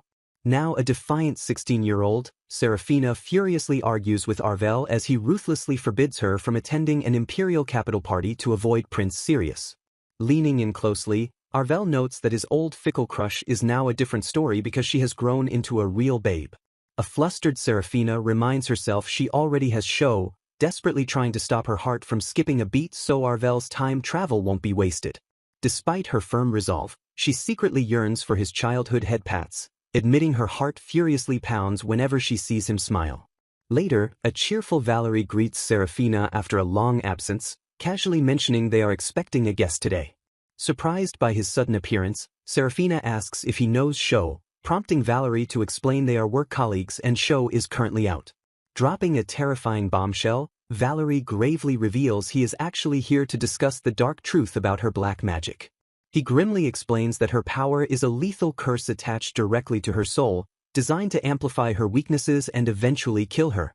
Delving into magical theory, Valerie notes that while positive wishes become prayers, negative intentions morph into dangerous curses. He deduces her volatile power is a mixture of magic and curse, implying someone either maliciously cursed her or used her as a dark medium. Lowering his head in absolute defeat, Valerie admits neither he nor any living mage can possibly save her. Arvel steps into the room right as a terrified Serafina asks if lifting the curse will completely destroy her magic. Fiercely declaring she won't die on his watch, Arvel reminds her of his childhood promise to protect her until she finds true happiness. Overwhelmed by swirling emotions, a blushing Serafina frantically tells him to forget her accidental confession of love. Agonizing over her slip-up, she firmly expects him to reject her so things can awkwardly return to normal. Suddenly, Arvel reaches out and gently cups her face in his hand. In a stunning, breathtaking move, Arvel leans in and pulls the utterly shocked girl into a passionate kiss. Tenderly wiping away her tears after the kiss, Arvel softly whispers that this is the part where she should cry and resist. Bursting into a radiant, tearful smile, Serafina passionately declares just how much she truly loves him. Determined to do things right, she vows to confess her feelings to Sho, apologize to Lily, and officially ask for permission to marry Arvel. Unexpectedly, a somber Arvel abruptly apologizes and coldly begs her to completely forget what just happened. Before the devastated girl can even process his cruel apology, he bluntly announces he is going to marry Lily. Following his heartbreaking rejection, days pass in numb silence until Arvel completely abandons them to fight on the battlefield alone. Seeking a brief escape, Sho takes Serafina to a breathtaking vacation home nestled by a tranquil lake. Rowing a small boat across the water, Sho warmly asks if the lovely birthday trip has lifted her spirits. He gently confesses he brought her away because the quiet mansion became unbearably sad after Arvel surprisingly left for the war. Sho reveals the shocking truth that he was originally supposed to join the front line, but Arvel forcefully took his place to protect them. With a tender, accepting smile, Sho confesses his love for her while acknowledging she clearly loves Arvel more. He explains they received aggressive letters from her father and Lord Sirius, both fiercely insisting the North is no longer the right place for her. Realizing she has become a highly sought-after woman, Sho admits he cannot keep her tied down when so many dangerous people want her. Firmly reassuring her she is never a burden, Sho sincerely declares he wants her by his side regardless of her magical curse. Deeply moved by his unwavering kindness, she fiercely chooses the Phoenix family and vows to become his loyal wife. She boldly declares she isn't going anywhere and will stay in the North as his bride forever. Lying in bed later, she darkly resolves to remain Sho's faithful lover, secretly hoping Arvel stays away and entirely misses their wedding. Arriving back at their estate, a relaxed Sho mentions taking more time off before noticing hostile soldiers swarming their home. A commander violently declares Sho is under arrest for high treason, ordering his immediate transfer to the royal capital. Panicking wildly, Serafina screams for them to stop, but a soldier sharply warns she will be arrested too if she interferes. Trembling in absolute terror, she realizes this sudden arrest is a malicious trap and desperately wonders how to save him. She collapses helplessly on the ground, agonizingly screaming Sho's name as the soldiers march him away. Cruel Saint Shadowstone suddenly steps from the shadows, coldly revealing her father summoned her and she is going to the capital as well. Glaring down at the terrified girl, her brother ominously warns her to come quietly unless she wants to make things significantly worse for the Phoenix brothers. Prince Sirius coldly informs Serafina that her runaway days are over, announcing he will assume control of the North while performing his duties in the central region.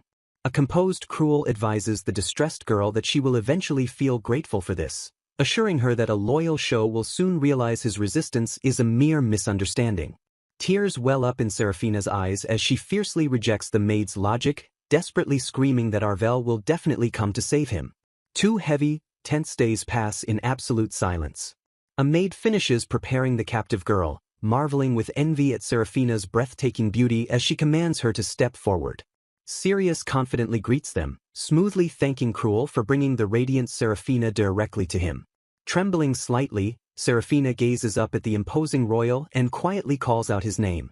Sirius smoothly claims he always viewed Sho as a dear friend, promising Serafina she has nothing to fear since she is destined to become his bride. Kneeling gracefully, he gently takes her hand and boldly declares he has been deeply in love with her since the very first moment they met. Serafina desperately pleads with the prince to set Sho free, frantically insisting she can completely vouch for his absolute innocence. Sirius coldly dismisses her desperate pleas as impossible, glaring at Cruel for failing to inform the bewildered girl beforehand. A heavy, suffocating silence stretches between the prince and the stoic maid as Serafina awaits her agonizing answer. Flashing a chillingly calm smile, Sirius ruthlessly delivers the devastating news that Sho was executed the previous day. Serafina screams in pure denial as Sirius mercilessly explains that Sho's body is already on display at the castle gate for betraying the Empire. Her eyes widen in absolute horror as the prince casually mentions that Arvel was also swiftly arrested by Jade. Brushing off the tragedy as the natural order of things, Sirius flatly confirms that Arvel will receive the exact same fatal sentence in a few days. Sirius forcefully crushes her magical necklace, causing a wave of sickening dread to wash over the utterly defeated girl. Her spirit completely shattered, Serafina stares blankly into the void and whispers her profound, unyielding hatred for this cruel world. A vivid flashback reveals the first timeline's villainous Serafina greedily demanding the entire country and its gems while Sirius mocks Sho for foolishly dying on the battlefield. In the past court, furious nobles violently argue against Arvel's aggressive war strategies, condemning his obsession with holding occupied lands as a foolish path to ruin. A glamorous, older Serafina bitterly reminisces about Sho's utter incompetence as a military general. She ruthlessly blames Sirius for ordering Sho into command and causing his death, violently rejecting his arrogant proposal to submit to him. Glaring with pure, unadulterated venom, the original Serafina furiously wishes the prince had been the one to die instead. Serafina violently jolts awake in a dark room, frantically calling out to Arvel and apologizing for her deepest, hidden feelings. She pants heavily against her pillows, her heart pounding relentlessly as she fully processes the chaotic memories. Shock courses through her veins as she realizes her wrists are tightly bound in heavy iron shackles, confirming the horrific visions of the previous timelines were entirely real. Trembling with newfound clarity, she realizes Arvel completely lied when he predicted she would fall hopelessly in love with Sho. A violently battered and bloody Arvel slumps against her wall, listening as a heartbroken Serafina cries that he is the one she truly loved all along. A sharp crack echoes as magical restraints shatter around her head, revealing a stoic Jade standing quietly in her room. Jade coldly interrupts the reunion, commanding her to move out immediately while a confused Serafina wonders what her treacherous brother is actually plotting. As they walk, Jade unexpectedly confesses he couldn't bring himself to hate Arvel, revealing he offered to fake Arvel's defeat so the mage could flee the execution ordered by their father. Remembering Arvel's peaceful acceptance of his grim fate, a frustrated Jade admits the infuriating mage simply smiled and called him a nice guy. Jade halts before a bleak dungeon cell, granting Serafina a few brief, precious moments to bid her final farewell.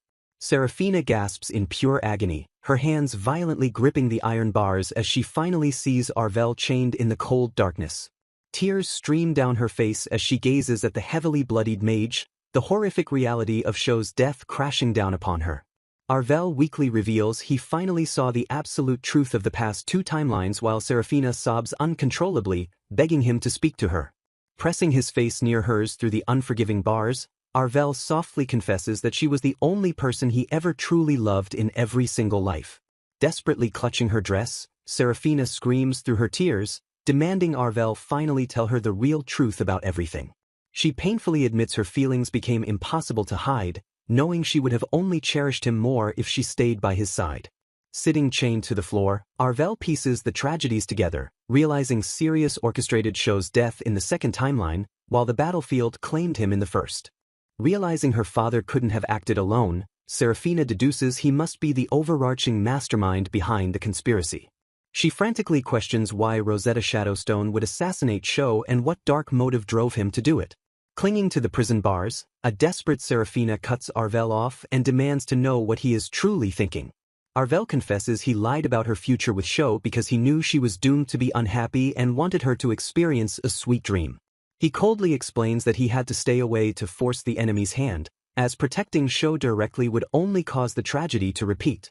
Standing solemnly in the shadows, Arvel states that keeping his distance was a necessary tactical move. Horrified by the brutal truth, Serafina realizes Arvel deliberately let Sho die just to flush out the mastermind behind the time loop. Tears streaming down her face, she screams at him for kissing her and ruining their chance to save Sho together. Weeping in sheer agony, she fiercely declares that Arvel is the sole source of all her misfortune.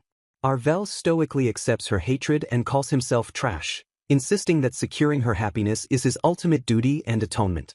Shattered by his cold logic, Serafina cries that his sense of duty means nothing since he never genuinely loved her. She devastatingly realizes that to him, Their entire universe was nothing more than a stepping stone to reach the next timeline. Slumping against the cold iron bars, she accepts she was merely a pawn who offered him love in this timeline after punishing him in the last. Sitting bound in the damp cell, Arvel bluntly informs her that she is scheduled to be executed soon. Glaring with absolute, chilling resolve, she declares she will not turn back time and promises him only death. She heartbreakingly concludes that even if he falls for another version of her in a reset timeline, he will never love her current self. Watching him walk away, she numbly accepts that the next iteration of Serafina will be the one to find true happiness. Staring into the void with deadened eyes, she laments that she can never achieve that joyful future. A bloodthirsty crowd gathers around the looming guillotine, impatiently demanding Arvel's swift execution. Bound and heavily guarded, Arvel is solemnly marched toward the execution block to face his grim fate. Standing on a high balcony, Serafina watches the chaotic execution scene unfold below with eerie calmness. In the days following Arvel's arrest, her official engagement to Lord Sirius is swiftly cemented. As the magistrate announces Arvel's sentence for high treason, Serafina watches the Empire grovel at her feet and finally understands her past descent into villainy. The executioner roughly grabs Arvel's hair, preparing to strike the fatal blow with his heavy blade. A quiet, resigned apology slips from Arvel's lips in his final moments. The wind whips through Serafina's hair as the crushing reality of the moment finally breaks through her numb shell. Cursing him as an idiot, she desperately wonders if every single moment they shared was truly a fabricated lie. A vivid memory flashes in her mind of Arvel fiercely promising to play along with her to the very end. Serafina suddenly realizes that through every moment of joy and sorrow, Arvel was the only one who constantly remained by her side. Tossing aside his lack of romantic love, she boldly decides that his apology isn't what her heart truly desires. She wonders who else will ever affectionately mess up her hair and pat her head if he dies. Smiling through her tears, she accepts that Arvel taught her how to love, and she still deeply loves him regardless of his own feelings. Clutching her face as she weeps, she completely surrenders to the fact that her love for him is all that matters. When Sirius gently asks what is wrong, Serafina firmly resolves that Arvel is her one and only true love. As Sirius tries to touch her, a terrifying blast of black magic violently erupts from her body while she screams at him to back off. Surrounded by crackling dark energy, she fiercely declares that only one person in the entire world is allowed to touch her. Rejecting the panicking Sirius, she furiously mocks him as a spoiled brat and absolutely refuses to stand by his side. As the royal guards scramble to protect their prince, she berates Sirius for arrogantly thinking he can just claim whatever he desires. Unleashing a catastrophic wave of dark magic, she violently tears through the courtyard and vows to reach Arvel no matter who stands in her way. Blasting a massive crater into the execution platform, an explosive Serafina screams Arvel's name and fiercely promises she won't let them kill him. Bleeding and exhausted, Arvel listens as Serafina desperately questions how much faith he truly had in her. Serafina tearfully admits she might have been evil enough to let Sho die just to marry Arvel if she possessed magic. She realizes with profound awe that despite knowing her villainous future, Arvel never once doubted her true nature. Weeping softly, she acknowledges that Arvel believed in the good within her just as much as her past selves trusted him. A colossal magical explosion violently clears the battlefield as she notes he never would have sacrificed the world otherwise. Arvel scoffs playfully, calling her an absolute idiot while deflecting her deeply emotional realization. Holding her gently amidst the destruction, Arvel softly admits he would have accepted her choice even if it meant his death. Overwhelmed by his resolve, Serafina painfully realizes how long Arvel has been fighting against time completely alone just for her. Apologizing through her tears for losing her necklace, Serafina clings to Arvel as he warmly promises to buy her a new one. Arvel fiercely unleashes a devastating magical blast to silence the approaching enemies, refusing to let them interrupt his moment. Gazing deep into her eyes, Arvel passionately declares that he will love her in every single timeline without fail. Leaning his forehead against hers, he vows to give her his entire life and time because nothing is too good for her. Blushing through joyful tears, Serafina boldly claims that his confession alone is not nearly enough to satisfy her. She fiercely demands that he love her more than anyone else and bring her eternal happiness, threatening to never forgive him otherwise. Smiling warmly, Arvel promises to stay by her side forever and asks if she will trust him once again. A blinding flash of radiant light violently engulfs the area as their profound love reaches its absolute peak. A massive crater marks the center of the battlefield where the two lovers tightly embrace amidst the swirling chaos. Arvel and Seraphina share a deeply passionate, world-ending kiss as the surrounding destruction completely fades from their minds. Their lips remain locked in a desperate, loving embrace, sealing their final moments together with absolute devotion. Pulling back slightly, a battered but beaming Arvel stresses once more just how incredibly beautiful she is. Seraphina gazes up at him with overwhelming affection, whispering her desire to fall in love with him all over again. Her physical form begins violently shattering into dark magical particles as the current timeline finally crumbles away. Fading into the void, she accepts that this specific version of herself will forever be the only one to know this Arvel. She fades completely with a triumphant, peaceful realization that she successfully made him hers in her final moments. Drifting through the resetting universe, her consciousness muses on the silly nature of human hopes and crushed dreams. She firmly declares that she is done praying in the dark, realizing she no longer needs a god to guide her. Fully embracing her journey, she finds peace in loving herself and the beautifully chaotic life she lived. Her soul proudly claims her identity as Seraphina Saint Shadowstone, a girl madly in love with Arvel Phoenix. Closing her eyes in the fading light, she accepts that her profound love is the only proof of existence she ever needs. The timeline violently resets, plunging the narrative back to a quiet, elegant dining table set with a fish meal. A younger Arvel violently slams his fork into the table, completely overwhelmed by the sudden rush of catastrophic memories. An adult harshly commands the erratic boy to sit still, completely unaware of the temporal whiplash Arvel is experiencing. A young, timid Seraphina watches in utter bewilderment as the adults glare at Arvel's deeply disturbing behavior. Struggling to contain the sheer horror of his past deaths, Arvel gags violently at the dinner table. Arvel violently throws up across the pristine floor, his mind fracturing under the weight of the restored timelines. A frantic Arvel desperately hugs a startled Seraphina, tearfully screaming his apologies while vowing to save her and Sho. A furious noble aggressively chokes Arvel and drags him away while the boy hysterically screams his apologies to the children. Arvel is brutally thrown out into the freezing snow, crashing heavily to the ground as the door slams shut. Clutching his throat, Arvel furiously curses Prince Sirius, realizing he would be dead already if Seraphina hadn't reversed time. A murderous, unhinged glare overtakes Arvel's face as he vows to flawlessly crush their enemies and finally keep Seraphina all to himself. Arvel, in fresh clothes, proudly boasts that he is the healthiest person in the world while an annoyed Sho asks if he needs a doctor. Trailing behind his brother, Arvel solemnly admits that he is the absolute worst human being of all. Arvel confesses he never truly believed in anyone or shed a single tear when Sho died, hiding his genuine love behind a mask of indifference. Stunned by the mention of his own death, Sho asks if time reversal is common magic while Arvel begs him to hear out the full story for Seraphina's sake. Arvel grimly reveals that Sho died in all three of his previous timelines, explaining that time reversal is a unique ability fueled by Seraphina's exceptional mana. He recounts the horrific details of the previous timelines, revealing that Sho was killed by Jade, an assassin hired by Sirius, and finally through a conspiracy between Sirius and the Shadowstones. When Sho argues that their uncle would never condemn them due to their blood ties, Arvel fiercely demands he stop believing in such related bullshit as their enemies only care about claiming Seraphina and maintaining political power.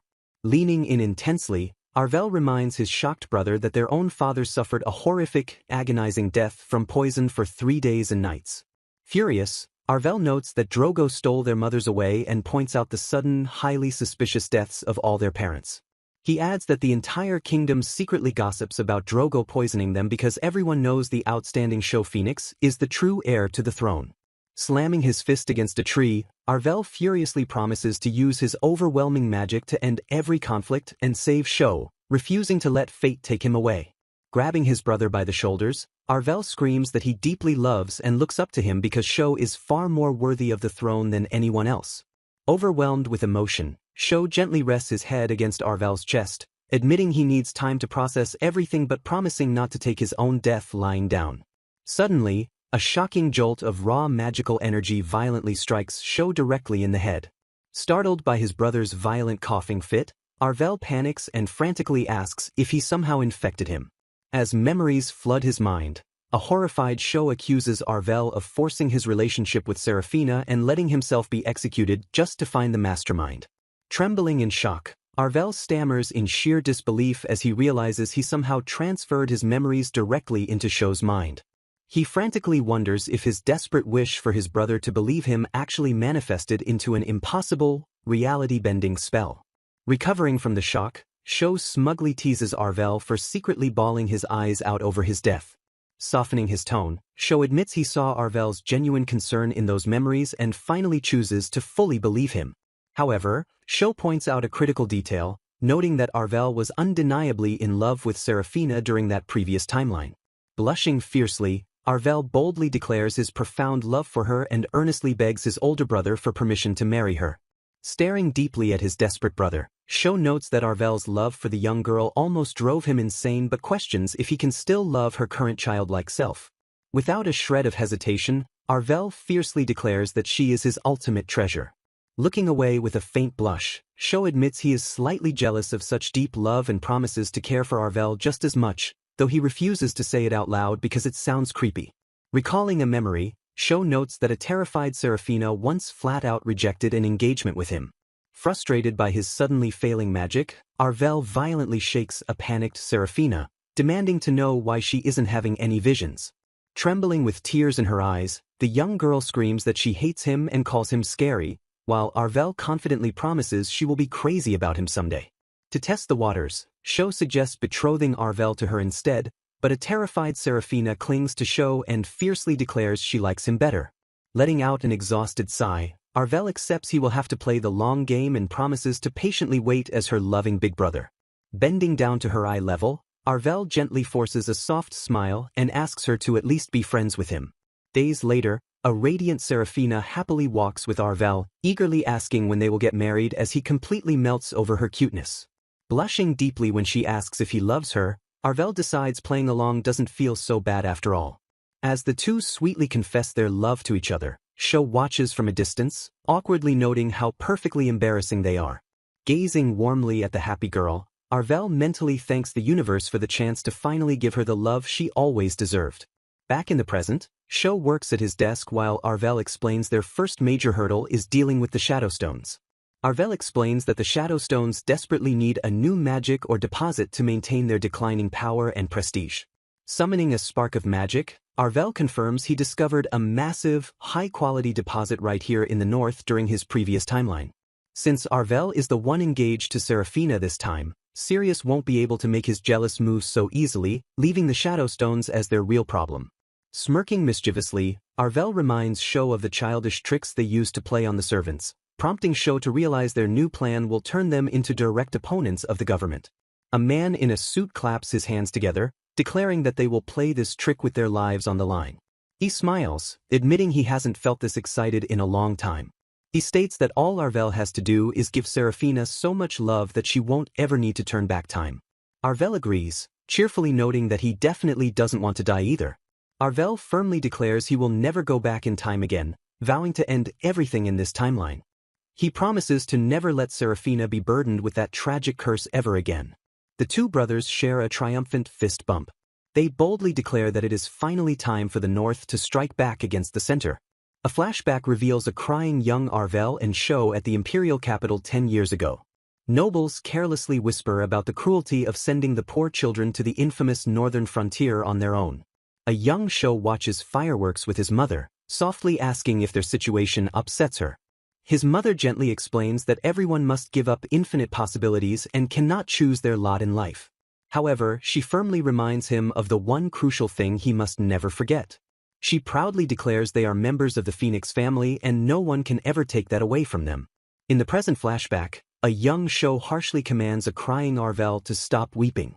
Sho resolves to protect Arvel and guide him on the right path, accepting his duty as the older brother. Back in the present, the brothers aggressively fist bump again. Arvel confidently reiterates his vow to end their struggles without ever reversing time again. Arvel excitedly schemes to make the imperial family visit them since they won't issue an invitation. A shocked Sho realizes what Arvel is planning, prompting Arvel to happily declare he will handle the next event. Arvel stands in awe of the massive, imposing estate before him. Arvel arrogantly struts past an angry noble, completely ignoring his insults while Sho groans at his brother's lack of dignity.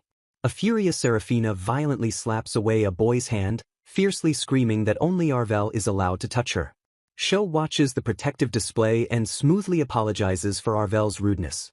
He astutely notes that Serafina's deep attachment isn't romantic love, but simply a desperate need for a protector after years of mistreatment. Sho politely agrees to attend the reception room while Arvel cheerfully spots someone approaching. An authoritative figure formally addresses Arvel Phoenix. The official notes Arvel's remarkable mana and asks if a specific catalyst caused this sudden, massive increase in his power. Arvel confirms the existence of highly pure, untouched magic or lying dormant in massive quantities. The shocked official demands to know if these legendary minerals are truly located in the north. Sho smoothly offers all the magic or in exchange for total control over the northern region. Appealing to the official's ambition, Sho requests his alliance in making the official the next emperor. The official nervously points out that the current emperor fiercely watches the north out of fear. Arvel furiously yells out as the tension completely spikes. The official seriously questions what their actual chances of victory would be in such a rebellion. Sho confidently assures him of victory, citing the loyalty of their father's retainers and Arvel's status as the century's strongest mage. The head of the Shadowstone family suddenly interrupts, threatening to just kill the brothers and claim the ore for himself. Arvel glares back fiercely, recognizing the dangerous newcomer as the ruthless man rumored to kill with just a look. He excitedly realizes his time meddling has finally lured out the biggest threat. Arvel coldly warns Shadowstone that if Sho is killed, his magic will instantly alert the north to eliminate the entire Shadowstone family. He boldly declares that the northern countryside still worships their father, meaning an attack on his sons will spark immediate, brutal retaliation. Sho forcibly restrains an angry Arvel while politely apologizing for his brother's aggressive tone. He calmly challenges Shadowstone, asking if the man is truly ready to exhaust his political power fighting the entire unified north. Shadowstone cunningly agrees to investigate the ore himself, but demands Arvel be kept as a hostage in exchange. Arvel confidently accepts the dangerous role, knowing Shadowstone won't believe them without seeing the prize firsthand. Sho remains tense but firmly agrees to the high-stakes arrangement. Later, an anxious Arvel admits he is terrified of the plan failing. Sho gently points out his brother's unusual pessimism as Serafina sleeps peacefully nearby. Sho softly comforts Arvel, reminding him that even if he dies, it wouldn't be the first time Arvel has mourned him. He gently smiles, admitting he has become more sincere after experiencing Arvel's true, desperate feelings. Sho painfully recalls how Arvel destroyed himself with alcohol and grief in the previous timelines after failing to save him. Apologizing for sounding weak, Sho solemnly vows to do absolutely anything to protect his only little brother. Sho flashes a warm, loving smile and sincerely tells Arvel that he loves him. A wildly blushing Arvel violently flinches, yelling at his brother to stop saying such creepy things. Arvel reflects on how he hid his true feelings behind layers of lies and vanity for so long that he lost himself. He realizes that loving people deeply strips away those false layers, leaving only raw suffering when they are lost. Staring at his own hands, Arvel accepts that without those protective lies, he is just a guy who cannot accomplish anything completely on his own. Arvel snaps back to reality as Cruel discovers him outside in the early morning. Arvel stands before a sealed stone well, firmly asking the bespectacled Cruel Saint Shadowstone what lies hidden inside and why it is so heavily sealed. Cruel stares back in complete silence, his cold and piercing eyes masking whatever dark secrets he is hiding. Cruel dismissively claims the seal is just to prevent people from falling in, but Arvel fiercely calls his bluff by pointing out that a family of elite mages would easily notice the dark curse radiating from it. Arvel explains that while most curses originate from simple wishes and are easy to dispel, this specific curse violently consumed its caster's life to grant immense power. Pressing his advantage, Arvel demands to know who sealed this dangerous mana and bluntly asks Cruel how their mother Eleanor truly died. Pushing up his glasses, Cruel coldly states his mother passed away from complications shortly after giving birth to a magicless Serafina, completely dismissing the tragic event. Arvel aggressively calls out the obvious lie, demanding to know how a woman dies from childbirth a whole 6 months later and insisting it is all connected to the curse.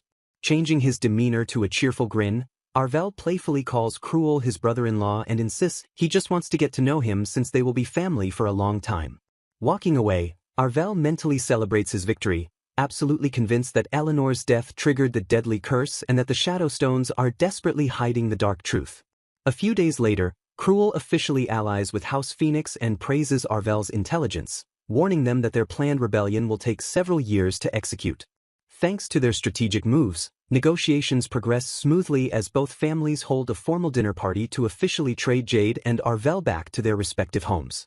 Before leaving, an annoyed Arvel orders a confused Jade to investigate the cursed well, groaning when he realizes they are having this serious conversation right in front of a bathroom. Staring intensely at his rival, Arvel grimly reveals that the dark secret of the well is directly linked to the tragic death of Eleanor St. Shadowstone.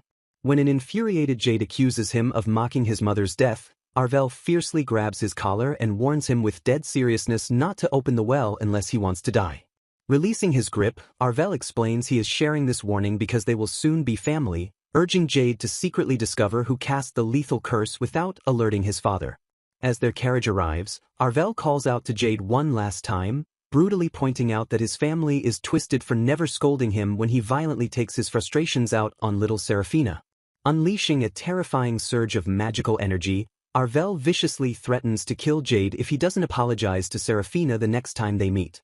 A few months pass peacefully as Arvel and Serafina lay cuddled in bed, happily showering the young girl with all the love she was previously denied.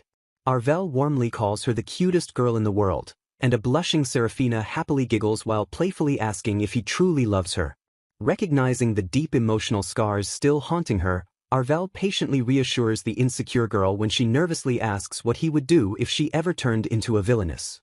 Pulling her close into a tender embrace, Arvel fiercely promises that he will never let her lose her way or succumb to darkness. Gazing deeply into her eyes, he softly tells her to let her feelings be her guiding light, urging her to always remember his unwavering love whenever she feels lost. In a dark memory of the past timeline, a devastated Serafina completely shattered when Arvel cruelly told her he wished she had died instead. Kissing her gently on the forehead, Arvel mentally vows to erase all her past misfortune and protect her from ever getting hurt again. The snow melts into a beautiful summer as a slightly older Serafina excitedly anticipates Show's upcoming birthday party, while Arvel lazily suggests decorating with magic instead of manual labor. Serafina angrily scolds Arvel for his complete lack of taste, insisting that his amazing magical abilities are entirely pointless if he doesn't put any genuine heart into the celebration. Her anger instantly vanishes into pure excitement when she learns Lily is coming, eagerly asking if the beautiful girl will be a good friend and promising to celebrate her own birthday just as grandly. Without a moment's hesitation, Arvel smoothly pulls the blushing girl in for a sudden kiss, genuinely complimenting her stunning beauty. Caught completely off guard by the unexpected affection, Serafina's face flushes bright red as she stammers in breathless shock. The sweet moment is abruptly interrupted by a clearing throat as Show formally announces that their important guests have finally arrived for the party. A radiant Lily Kingroad happily praises the beautiful necklace Arvel gifted Serafina, instantly befriending the young girl as an amused Arvel watches them bond. Show smoothly steps in to greet Lily, politely offering to give the influential noblewoman a personal tour of their grand mansion later. Arvel watches the interaction closely, recognizing Lily as the daughter of the great overseer of the Far East and calculating that her family's military support is absolutely vital for their planned rebellion. Stepping outside for some fresh air, Arvel bumps into Jade, who mockingly notes Arvel's attachment to Serafina and cruelly dismisses his own sister as an empty shell. Remembering that Jade was one of the men who killed Show in a past timeline, Arvel smirks and vows to completely fill Serafina's emptiness with his own love. Realizing Jade is just another tragic pawn manipulated by his dark family, Arvel decides to spare him for now, hoping to reform the boy and use him to dig up more secrets about the Shadowstone household. Suddenly shifting the conversation, Arvel intensely asks a bewildered Jade if turning back time could theoretically increase a mage's raw mana capacity. An annoyed Jade calls him an idiot for asking such an impossible question, but Arvel playfully challenges him to treat it as a theoretical scenario to kill some time. Arvel proposes a wild hypothesis, suggesting that if a time reversal spell acts as a bridge, the user's past and future mana might stack together, doubling their power with every jump. Hooked by the magical theory, Jade strokes his chin in deep thought, pointing out the glaring flaw that a dead spellcaster's mana should vanish rather than persist across time. Valerie proposes that magic affecting the mind could potentially stick to a target and transcend time even after their body disappears. Arvel confirms this theoretical possibility since both types of mana exist. Noting Arvel's evasion, Valerie presses him to reveal what he actually found hidden at the bottom of the well. Arvel smoothly deflects the question by claiming they are only speaking hypothetically. Arvel casually jokes about finding a corpse before confirming his mother really did throw herself into the well. Valerie sweat drops at the dark revelation. Arvel implies the Shadowstone family's absolute mastery of magic stems from dark secrets, hinting his mother's death was a desperate suicide. Valerie solemnly realizes the well serves as her tragic grave. Serafina cheerfully calls out to Arvel from the doorway. He grimly notes that the Shadowstone family ruthlessly executes anyone born without magic. Serafina bursts into the room with wide-eyed excitement. She eagerly prepares to tell Arvel about a shocking interaction she just witnessed between Sho and Lily. She reveals that Jade unexpectedly apologized to her earlier, leaving her utterly bewildered. Arvel sits down beside her to listen to her story. A trembling Serafina admits Jade feels much less terrifying now. She hesitantly wonders if she should finally forgive him for his past cruelty. A flashback reveals Sho warmly inviting Lily to meet his father while casually referring to her by her first name. The surrounding nobles whisper in sheer shock at his unexpected intimacy. A blushing Lily nervously bids Arvel farewell at the academy. Arvel watches the budding romance with a knowing smirk. Gazing lovingly at Sho, Lily softly declares that his brother is truly a wonderful man. Arvel aggressively teases his older brother, mockingly calling him a goddamn lady killer. He sharply questions if Sho actually made a move on the flustered girl. Sitting in a tense meeting room, Arvel furiously complains about their guests making them wait. Valerie and Shadowstone sit calmly across the table. Heavy footsteps announce the arrival of their expected guests. Arvel clicks his tongue in sheer annoyance as the door creaks open. A young, smiling boy politely greets Sho and Arvel, his innocent demeanor masking his true capabilities. Shadowstone formally introduces the young Valerie Lionel, boasting of his intent to recruit the accomplished child mage. Arvel jolts in absolute shock at seeing Valerie here so early. Valerie boldly declares that joining the North is a far better decision than siding with Lord Sirius. A frantic Arvel wonders if his meddling has completely derailed the timeline. The young mage smoothly asserts he doesn't care who rules the Empire, completely refusing to be a pawn in a rebellion just to follow whoever holds power. Valerie sharply warns that dragging out a rebellion will inevitably cause people to defect. He points out they only have a few years before the magic weapons are deployed. Arvel glares intensely at the young prodigy, aggressively demanding to know his actual point. Shadowstone interjects with a cunning smile, proposing they all take a blood oath to ensure absolute loyalty. Arvel furiously protests the idea, arguing Sho isn't a mage and fiercely doubting Shadowstone's trustworthiness. Shadowstone explains the powerful magical pact requires mixing blood and mana into a cup of water. He states the binding ritual strictly prevents the participants from ever harming one another. Arvel cautiously asks what happens if someone breaks the absolute terms of the pact. Valerie bluntly replies that the betrayer will die instantly. Despite Arvel's visible disgust, Sho firmly agrees to proceed with the ritual to secure their dangerous alliance. The conspirators each take their turn drinking from the ornate, blood-filled chalice. Shadowstone loudly declares the unbreakable oath sealed as the group sits around the tense table. Valerie coldly brushes off Arvel's gratitude, claiming his assistance is purely a calculated move to secure his own future benefits. Flashing a genuine, warm smile, Arvel shakes the young mage's hand and earnestly expresses his desire to become true friends. Months later, Sho notices a bright red slap mark across Arvel's face. He curiously asks if his brother met with Lily again. Arvel bitterly admits she furiously slapped him after suspecting he was merely using her to manipulate her powerful father. Sho chuckles, noting the two are clearly getting along well. Over the years, the King Road family becomes highly cooperative due to Sho's striking resemblance to Emperor Rogue. The massive magical weapons are flawlessly deployed to the Northern Command Center as planned. At 19, the Northern forces finally prepare to launch their massive rebellion. A worried Serafina peeks into Arvel's room on the eve of battle to check on him. Arvel notes her anxious expression, gently pointing out she has looked deeply troubled all day. Serafina throws her arms around him, fiercely promising that she and Sho will always remain by his side. Arvel warmly admits her unwavering belief is the only thing keeping him standing. Tears well up in her eyes as she passionately declares her profound love for him. She bravely insists she wouldn't even mind dying to protect him. Overwhelmed by her devotion, Arvel realizes she is the one who taught him the true meaning of love and happiness. He mentally vows to mercilessly crush anyone who dares to hurt her again. He firmly embraces her, silently declaring that nothing else matters as long as she remains by his side. A massive, violent battle erupts across the snowy plains. The unstoppable Northern Rebellion completely shakes the foundation of the entire nation. Drogo's desperate pleas for reinforcements are entirely ignored as Rosetta Shadowstone's defection heavily shifts the momentum. A massive, unified army marches behind Sho, turning the brutal siege of the imperial capital into an absolute slaughter. Towering over a battered Sirius with a cold, unyielding gaze, Commander Sho Phoenix reveals himself as the brilliant mastermind behind the entire operation. Desperately clinging to his captors, a frantic Sirius begs to be released while screaming that he and Sho are supposed to be friends. Staring down with terrifying emptiness, Sho chillingly declares he will shoot the prince exactly 3 times to repay every single time Sirius murdered him. Guards swiftly tie up the defeated prince, preparing to take him hostage while Sho watches with absolute, unwavering resolve. Bound and helpless, Sirius breaks the heavy silence to ask exactly when Sho's original memories finally return to him. Sirius confidently calls out Sho's bluff, explaining that if Sho solely possessed Arvel's memories he would know absolutely nothing about the third timeline. Sho solemnly admits his own memories began melting back into his mind after witnessing Arvel's visions, desperately pleading with the prince not to lie to him.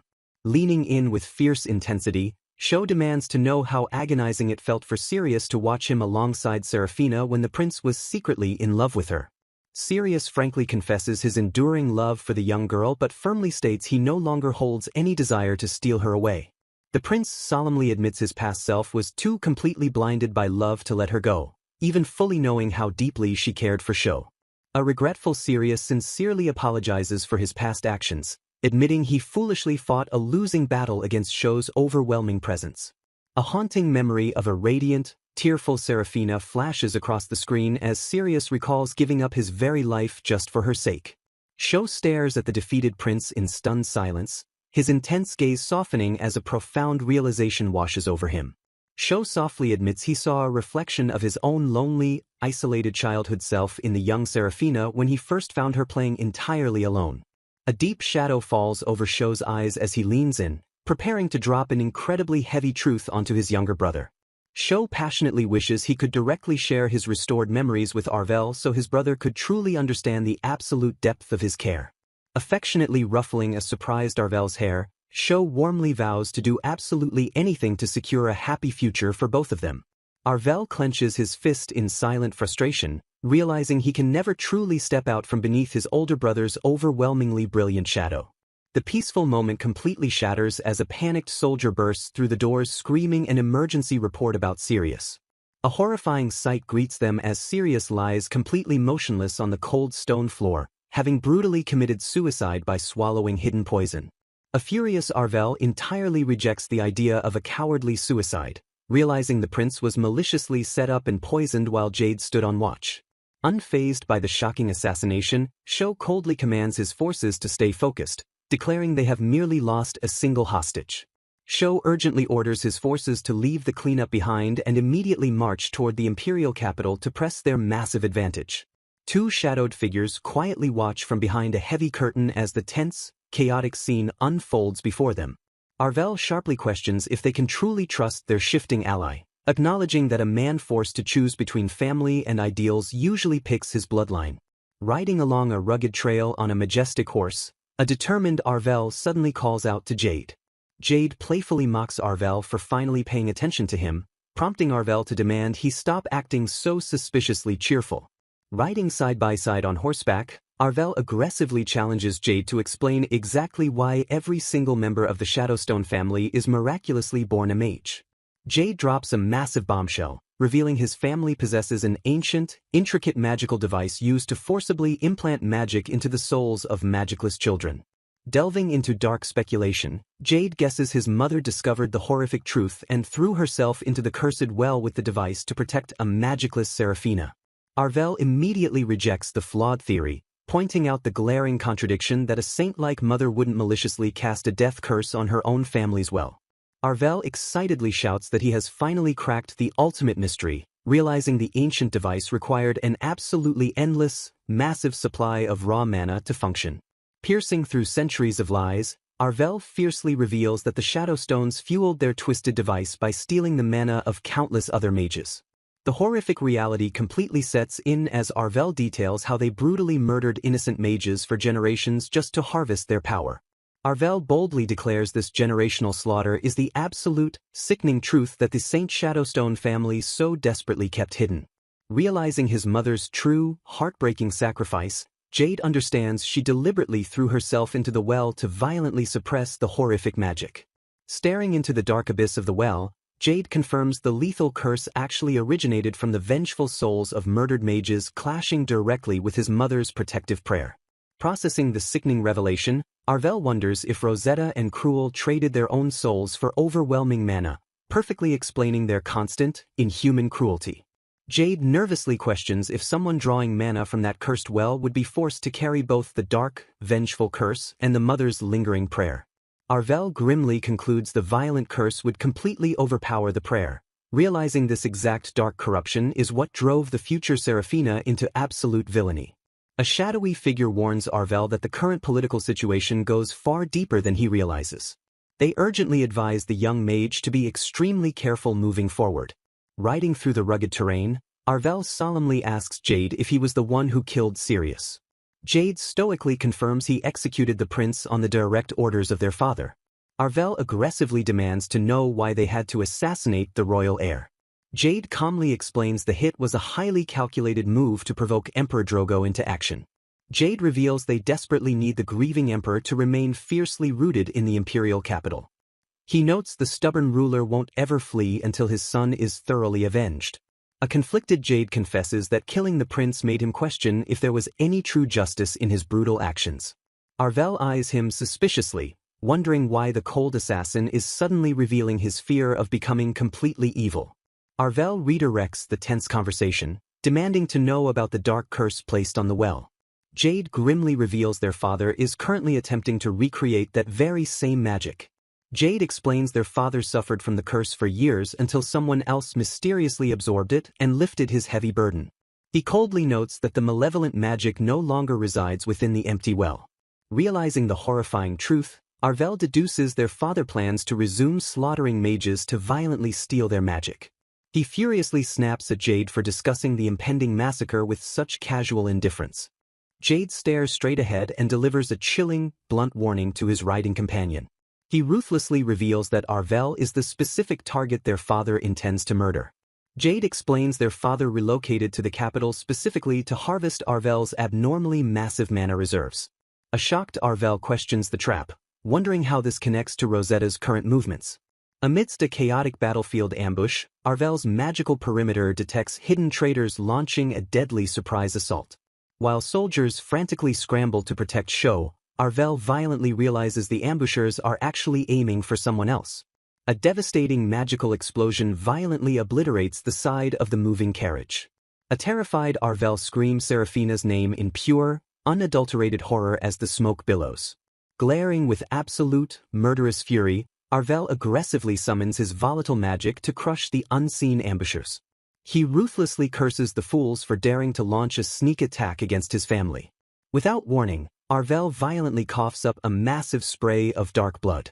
His eyes widen in sheer, paralyzing shock as a mysterious force forcefully cripples his body from the inside. Jade tightly grips his bleeding hand, agonizingly torn between his sworn loyalty to his father and the life of his estranged sister. A frantic Arvel desperately screams for Jade to stop as the brutal chaos overwhelms them. A poignant memory violently breaks through the carnage, showing a younger Jade warmly embracing a tiny Seraphina. He affectionately promises to always love and fiercely protect her because he is her big brother.